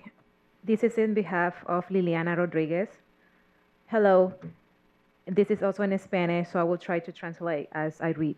Hello, my name is Liliana. I have one daughter at school 19. The name of my daughter is Isabella. She is in 4th grade, and her grades are A's and B's. She loves school, and I like the school too. I have attended meetings, 2 different meetings regarding innovation, regarding to the school to become innovation. I know the innovation will benefit our school and also the education for my daughter. I know that if our school 19 become or convert to innovation, she will receive more attention, the attention that she needs. The principal, Mr. Mccall, informed all the parents that all the teachers will receive more training in regarding to the new model of learning or teaching. The innovation will permit the school and all the teachers to have more time to prepare, and also will allow us as families to have more time with our kids, because we will have one day that they will dismiss early. So these things are very important because our staff will have that time to prepare. I hope some of the things remain the same after the school become innovation. I would like to see English classes. I would like to keep seeing ESL classes, because my daughter has benefit from this program. Not only she's learning how to be bilingual, but also she received extra time during testing and also extra support. I'm very happy to know that this can be possible for our school. And also, I'm very happy that the school will remain a public school. I know we need a lot of money and resources to have a great school. I hope and I believe that Mr. McClure is a great leader and will keep this great job. And I know that he will support our families and also our staff, and the money will be distributed to the right places. Knowing that this school is a great school and is based in action, I would support the innovation.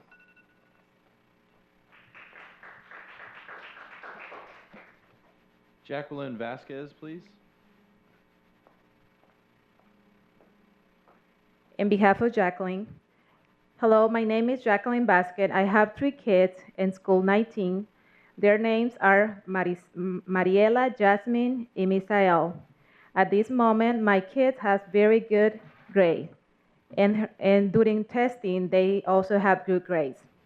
I learned for the first time about innovation in September, and through the year, I have learned a lot. I like the way the school is functioning right now.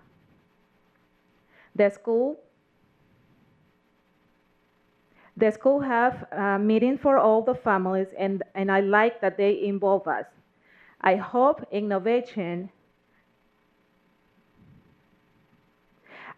the school become innovation, they offer more opportunity and activities for our family.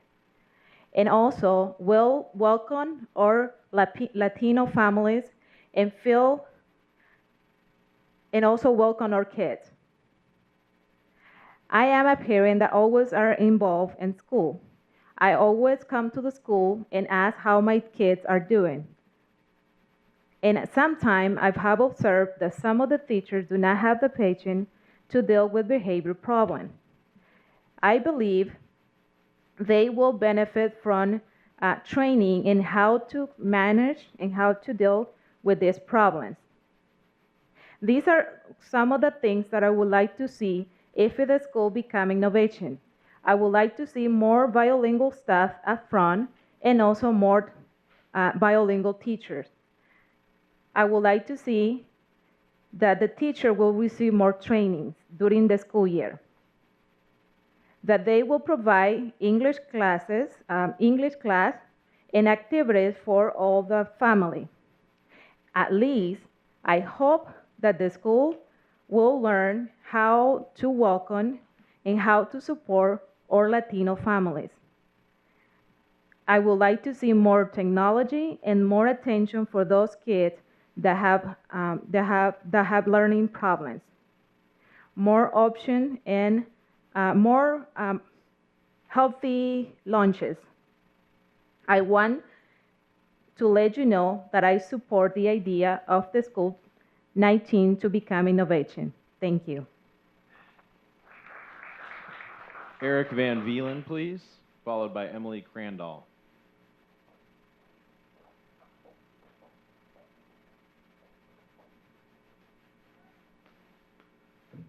Good evening. My name is Eric Van Veelen, and I teach 2nd grade at Super School 19. Earlier this week, I wrote an email to the commissioners of the board, and after attending Tuesday's board meeting, I wanted you to be able to put a face to my name, and I wanted you to know that my letter was from the heart, so I want to read it personally to you tonight. To the members of the IPS Board of School Commissioners, 2 years ago, my wife and I found ourselves searching for a home near downtown Indianapolis. This came as both a shock to us and our faraway families. We had never planned to put down roots in Indianapolis, nor did we plan on staying in Indianapolis past my wife's 2-year fellowship, which ended in summer of 2016. However, as the springtime came and summer approached, I felt I needed to stay because I had fallen in love with Super School 19. As I neared the end of my first year, I knew I wanted to continue teaching Super School students indefinitely, working alongside its staff and helping serve its larger community. I had witnessed the impact of action-based learning in my classroom, and it made my lessons more engaging, fun, and led to better student outcomes. I told my wife that I'd like to commit more of my life to Super School, and she agreed we should stay. So, we bought a home a short commute away from Super School and have lived there ever since. It is now the home of our daughter, too, whom I'd hoped someday would attend Super School as a kindergartner and have one of my best friends as her teacher. I tell you this story because it is with immeasurable sadness that I intend to leave Super School at the end of the school year. I am leaving because the leadership of Super School has decided to move forward with its application to join the innovative network of schools and try to become Super School Inc. instead of remaining an autonomous school within IPS.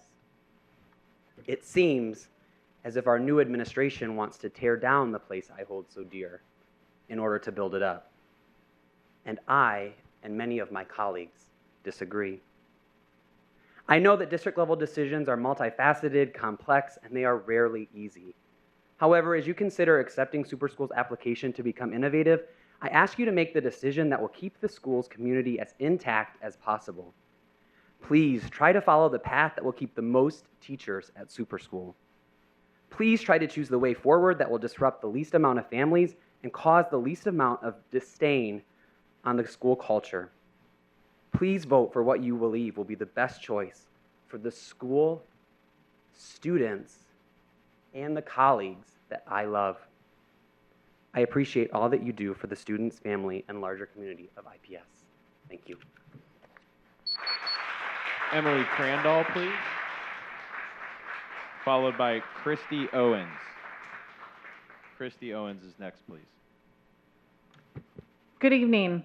My name is Emily Crandall, and I'm the Parent Involvement Educator at Super School 19, and I will be reading 2 letters of support from our community partners. The first is from Laura Henderson with Big Green, Indianapolis. I'm writing to express my support for Super School and their transition to an innovative school. I am the program manager for Big Green, Indianapolis. In addition to overseeing all of our programming, district, school relationships, and our outstanding program staff, I serve as the primary contact for 6 of our IPS schools, including Super School. As a result, I have had the opportunity to experience firsthand the outstanding leadership of Principal McClure and Assistant Principal Garcia at Super School. Not only do they articulate a clear vision, but they embody the whole person cultivation, health, wellness, and education they envision for the students of Super School. I have no doubt that with the opportunities afforded to innovation schools, Super School will flourish in the capacity and ability to serve, educate, and nourish the minds and bodies of students, while also cultivating stronger connections with families and the neighboring community. I know I speak on behalf of the entire regional team in expressing my support and our continued commitment to supporting Super School through our programs and services in pursuit of their vision. Sincerely, Laura Henderson. This is from Terry Garcia, the Executive Director at Southeast Community Services. On behalf of Southeast Community Services, I am pleased to provide this letter of endorsement for Super School at IPS Frederick Douglass School 19 application for promotion to and IPS Innovation School. SECS believes that a promotion to an innovation school status will better equip the students and families become successful and contributing members of our communities. The addition of increased professional development and flexible school schedules will take the already great faculty and staff to new levels of expertise within their unique action-based learning model. SECS, a center for working families, serves families primarily living in the southeast side of Indianapolis. Our mission to work together to serve, strengthen, and support our neighbors in southeast Indianapolis will certainly be helped with Super School receiving the Innovation School designation. Again, Southeast Community Services fully endorses Super School 19 and their desire to be innovators in education, and we encourage the board to vote in favor of their request. Thank you. After Christy Owens, Mylon Martinez, if present, please. Hi, my name is Christy Owens, and I am the secretary at Super School 19, and I plan to remain at Super School. I also have 2 letters of community support to read to you. The first one is from Marlon Jackson. It says, I am writing this letter in support of Principal John McClure in IPS School 19. My name is Marlon Jackson. I am a graduate of the University of Michigan and a former NFL player. I am currently the founder and president of Fight for Life Foundation and Revive Property Group. Principal McClure and I became acquainted with each other in 2017. He was the new principal at IPS Super School 19, and I was a non-for-profit leader with an innovation program. With both of our backgrounds being heavily influenced by athletics, we immediately connected philosophically. We both believe in the strategies and concepts used in sports to create a culture within teams. We both see the need to incorporate these strategies within school systems. John cares about the well-being of each student within his building. He is extremely passionate and prepared to lead IPS School 19 in its transition to an innovative school. Principal McClure has a vision rooted in developing the whole child, preparing them to meet the demands of a rapidly evolving world. I am an outsider in the world of education, but through my personal and professional maturation, I've seen the need for change, for growth, for innovation. Innovative concepts and ideas must be pushed to the forefront of education reform. John's concept is centered in culture and team concepts. His strategy will manifest students who are able to learn and apply knowledge, build healthy relationships, and make healthy choices. As an innovative school, Principal John McClure will help shape and mold the future leaders of Indianapolis and beyond. Sincerely, Marlon Jackson. And I cannot get the other one to pull up, so that will be it. Thank you. Mylon Martinez, please, followed by Megan Veit.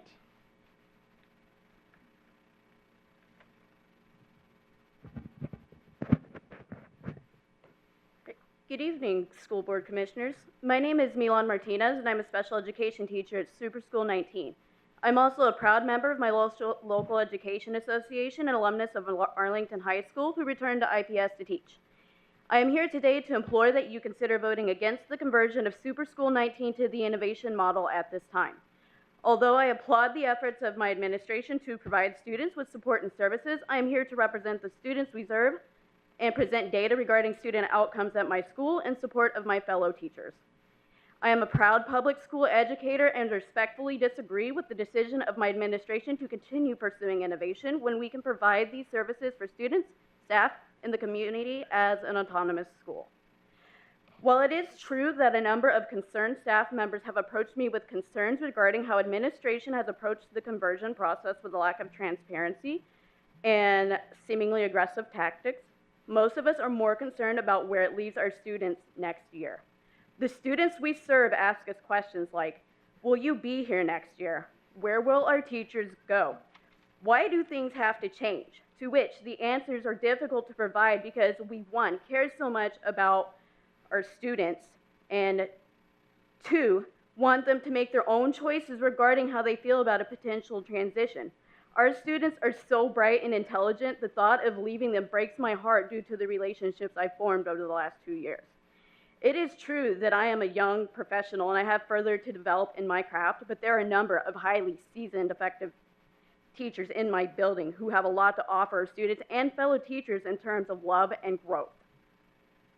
Administration claims that we need to have more control of our money and convert in order to provide additional development for our staff.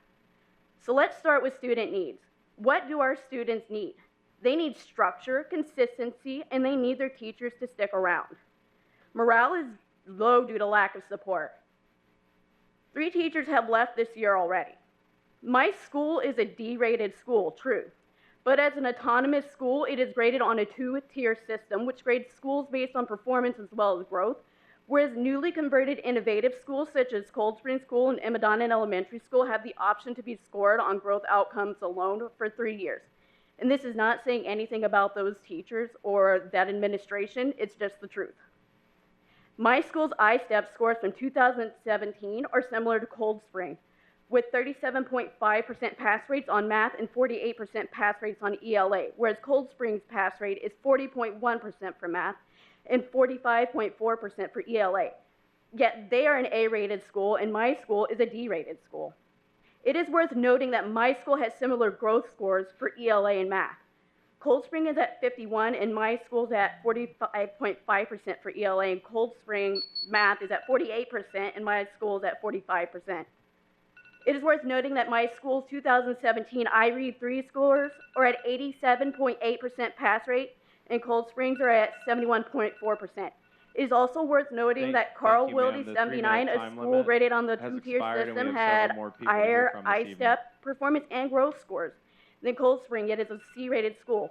The state pass rate average for math is 60.5% and ELA is 67.4%. Our students do not need their teachers to attend additional professional development. They need their teachers there in the classrooms to be supported and empowered to teach them so that they are supported and empowered to learn. Thank you.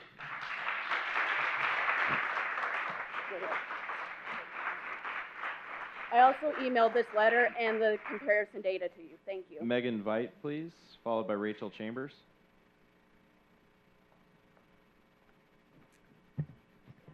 Hello. I've been privileged to work for IPS for 9 years, 7 of which have been at Super School. And I would just like to share with you tonight the benefits I see from innovation. I know I personally benefit from the flexibility that innovation allows. I am one of the many loyal IPS teachers who is suffering the consequences of the multiple year pay freeze from the past, leaving it hard to stay within the district. Therefore, the flexibility in competitive compensation is a desirable alternative for me to remain with the students that I love while wages that will at least match my years of experience. Another area of flexibility is more opportunities for teacher growth. Research has proven that strong teachers build strong school communities. I believe additional professional development, especially in action-based learning, will strengthen us individually and as we work to solidify our school vision to impact our community. I just want to thank you for your time. Our future is worth it. After Rachel Chambers, Christina Smith, please.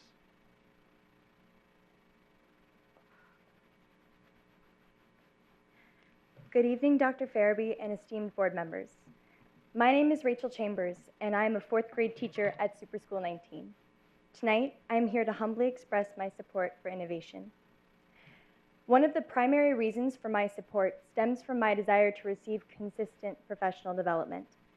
When I think about innovation, I'm excited by the chance to obtain flexibility within our weekly schedule.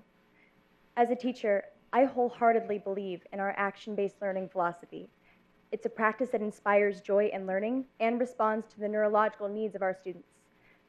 However, after 3 years at Super School, I still feel like a novice at providing action-based learning instruction. If our school is given the opportunity to become an innovation network school, we will be able to alter our schedule so that professional development can be delivered to our whole staff each week. Given the unique model of our school, I truly believe that frequent professional development is necessary to ensure that action-based learning is occurring in every classroom with fidelity. I love Super School and its students more than I can put into words, and that's why I chose to stand before you tonight. I sincerely hope that you will allow our school to become an innovation network school of Indianapolis Public Schools. Thank you very much for your time.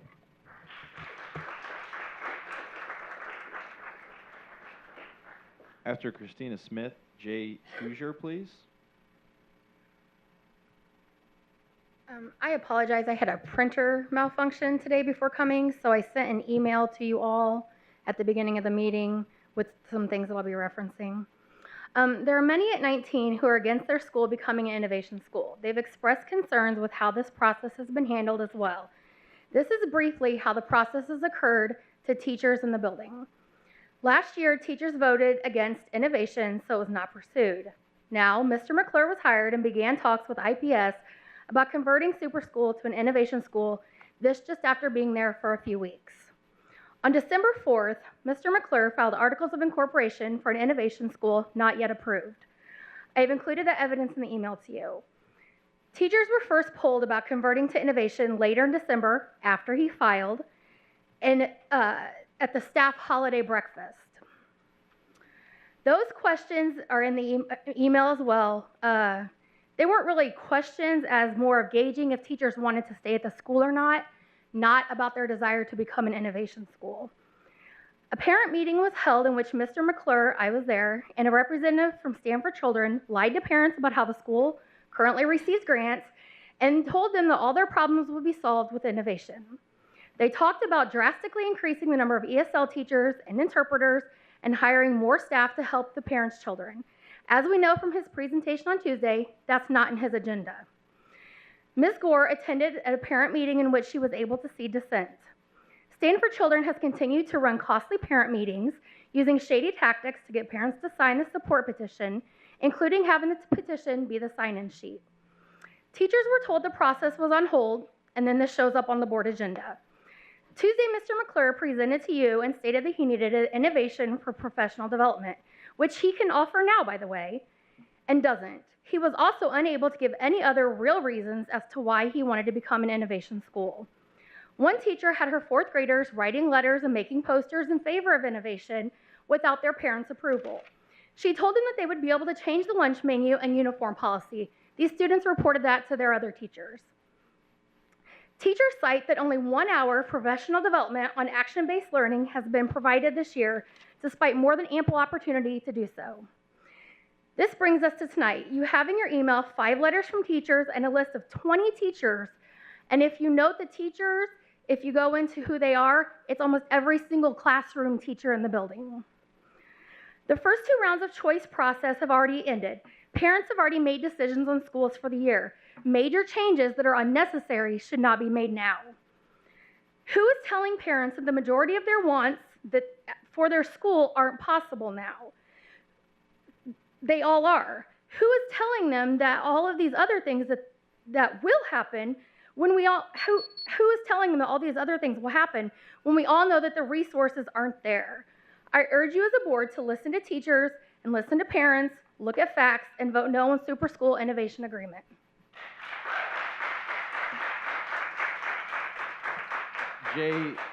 Jay Hoosier, or Huser, if here. Jerry Patton, if present.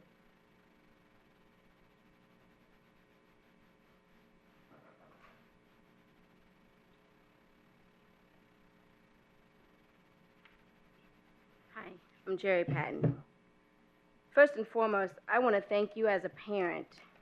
My daughter started having seizures in 6th grade, and I do commend how you guys have helped both my family in the process of the many changes that happen. Learning happens when we trap a student in an environment where they can't escape without thinking. If we can provide interactions that include a high percentage of class time with hands-on and problem-solving opportunities, our students will prevail.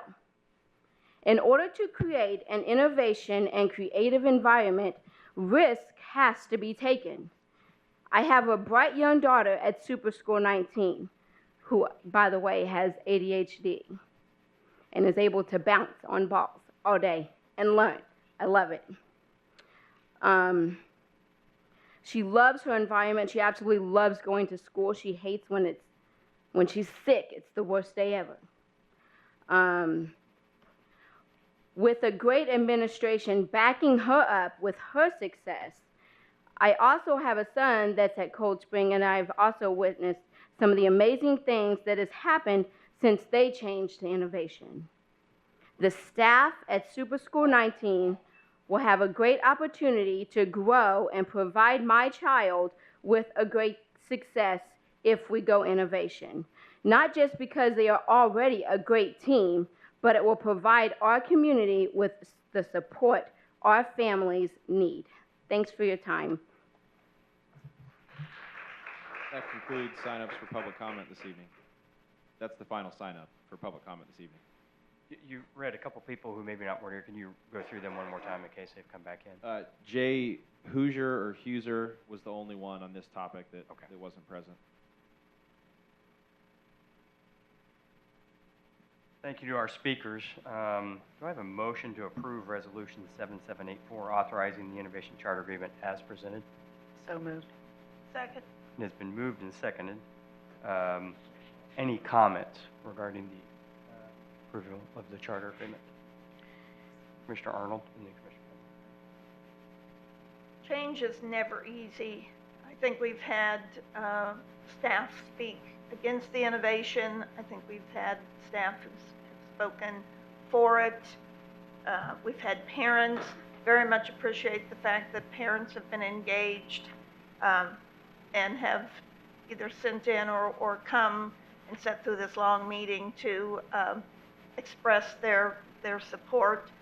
I think the biggest indicator for me is I have a great deal of respect for Ms. Johnson and the way that she has undertaken the innovation process. Not every school that applies gets this far. I mean, some never get past Ms. Johnson. Some get to us and then don't get any farther. So for me, I put a great deal of respect. I know there's a lot of accountability. I feel bad that teachers may be leaving, some very good teachers may be leaving, but I know there's lots of reasons why that might be happening. And I hate the instability that might provide, but I will support the recommendation based on, I've read the application that they submitted, it's very thorough. I know there's a lot of vetting that goes into it, and so therefore I will be supporting the recommendation. Commissioner Bentley. I made a statement last month that I wasn't going to be voting in support of innovation schools until we got more collaboration with our partners. It doesn't have anything to do with this specific proposal, but I do want to say that I am concerned that this has created a lot of division in the school, and I mean, it's clear that people on both sides of this issue are very passionate about it, and you know, I worry about that it's created some real conflict in the school when we've got, you know, kids that are in there that are there to learn. I'm also concerned, I didn't feel as if the building principal I didn't feel he sold me on why they needed to be an innovation school. I mean, I appreciate Alicia's team and all the work that they do on vetting this, but I just wasn't hearing. I just wasn't hearing why this was, why they needed to do this. What I was hearing were the reasons were, you know, added professional development. I don't know. That isn't something that's something that should be addressed anyway. You know, I'm a big supporter of giving schools as much autonomy as possible. I'm not philosophically opposed to innovation schools, but in this particular case, it's just concerning to me that that the building moved forward knowing that there was so much division in the building on this issue. And I think some of the, don't clap, please. Some of the promises I think that have been made, I'm kind of unclear how they're going to follow through because they're getting the same amount of money, basically, that they're getting now. So I don't know how it'll work, that staff might be getting paid more money. Don't know how that works. Not sure, you know, why the existing dollars they have isn't being used for professional development. And we have lots of schools in IPS that have very specific philosophies of education. Montessori was here earlier. We've got the, you know, the International Baccalaureate programs. We've got the, and I can't pronounce it correctly, but the program at Ernie Pyle, School 90. And those leaders in those buildings have been able to pull together staff that buys into those philosophies. And I think it can be done. And so I understand that can be a challenge for a leader, but I know it can be done. So I'm going to be voting no. Again, it's not necessarily specifically because of this proposal, but I would have, I still have concerns about this proposal as well. So, thank you. I just want everyone to know that I do appreciate action-based learning. I think it's a great philosophy. The only thing that I have a problem with at this time is that the school is already autonomous. I think that most of the things that they want to achieve, that the principal could achieve now without going into innovation. And based on that, I don't feel at this point that I will be supporting the innovation move for School 19. And not that it's not a great school and has great possibilities. Because right now I need action-based learning. Commissioner Sullivan. Yes, thank you. I'm going to be supporting this proposal. I think that we've created a process, and that process entrusts people who are highly qualified to do the work evaluating that this board can't do because it's not A, our role, and B, we wouldn't have the time to do it if we tried. So in order to maintain the integrity of the process, we need to let the process work. And I think this is a particularly messy situation at this school, but that's why we have to rely on the people we've asked to advise us in terms of the process. So I'm supporting the proposal tonight. Commissioner Hoops. I spent some additional time with Principal McClure last week and spent some extra time with also Jamie, and wanted to understand in more detail our process, and kind of echoing your comment that that rely a lot on staff on the evaluation process, and overall that I'm supporting innovation status for School 19 because I think with the flexibility of their schedule will allow them to control additional professional development time. I also think that with the flexibility of just being more responsive to hiring and the needs to ensure that that program, in fact, is an action-based learning program, not just by title.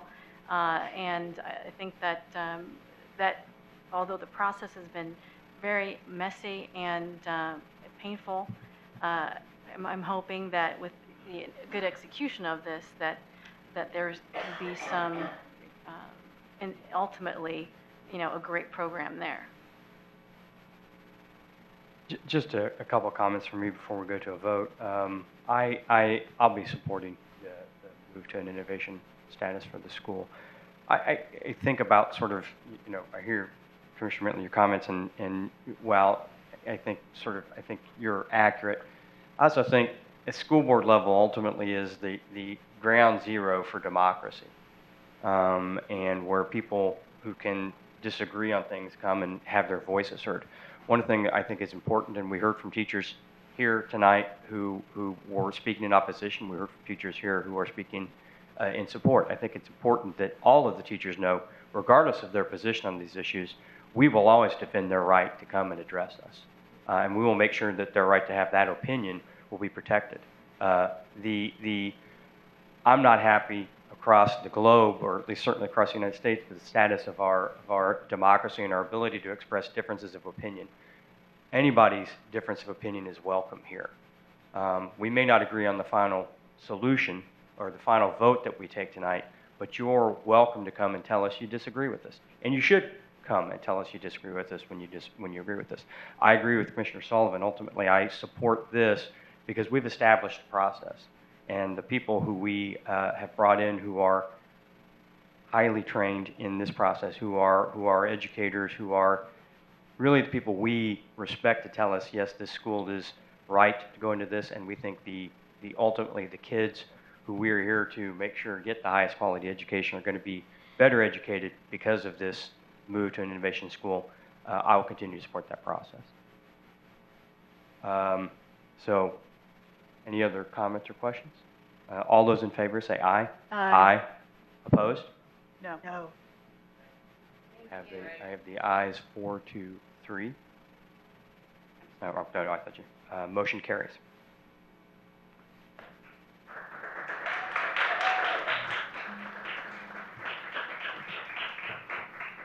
Next section, Commissioners, item 8.01 has been tabled for further analysis. The next item is 8.02, request for Commissioners to approve a sports equipment donation. There was some follow-up on what would be the obligations of the district should we accept this donation. We have confirmed from Good Sports Inc., who has generously agreed to donate the cleats, that there are no obligation from the district as relates to receiving this donation. No obligation. No signage, no marketing. No nothing. Thank you very much. It's generous donation. But I'm sure they'd appreciate a social media shout out or two. I want to get Which my I will. picture next to the size 18, please. Do I have a motion to accept the donation of athletic cleats as presented? So moved. Second. It has been moved and seconded. Any discussion? All in favor, say aye. Aye. Any opposed? The motion carries. We're done. Does any commissioner wish to offer in closing comments this evening? Dr. Farabee, do you have any closing comments? No closing comments. Then our meeting is adjourned. Our next meeting will be our work session on Tuesday, May 15th, beginning at 6 p.m. at Arlington Woods Elementary School. As earlier noted, for those of you who have hung on, we have a Finance Committee meeting the following evening, in case you didn't get enough fun at the work session, on May 16th at 5 p.m. in this room. Having completed all the items on the agenda, this meeting stands adjourned.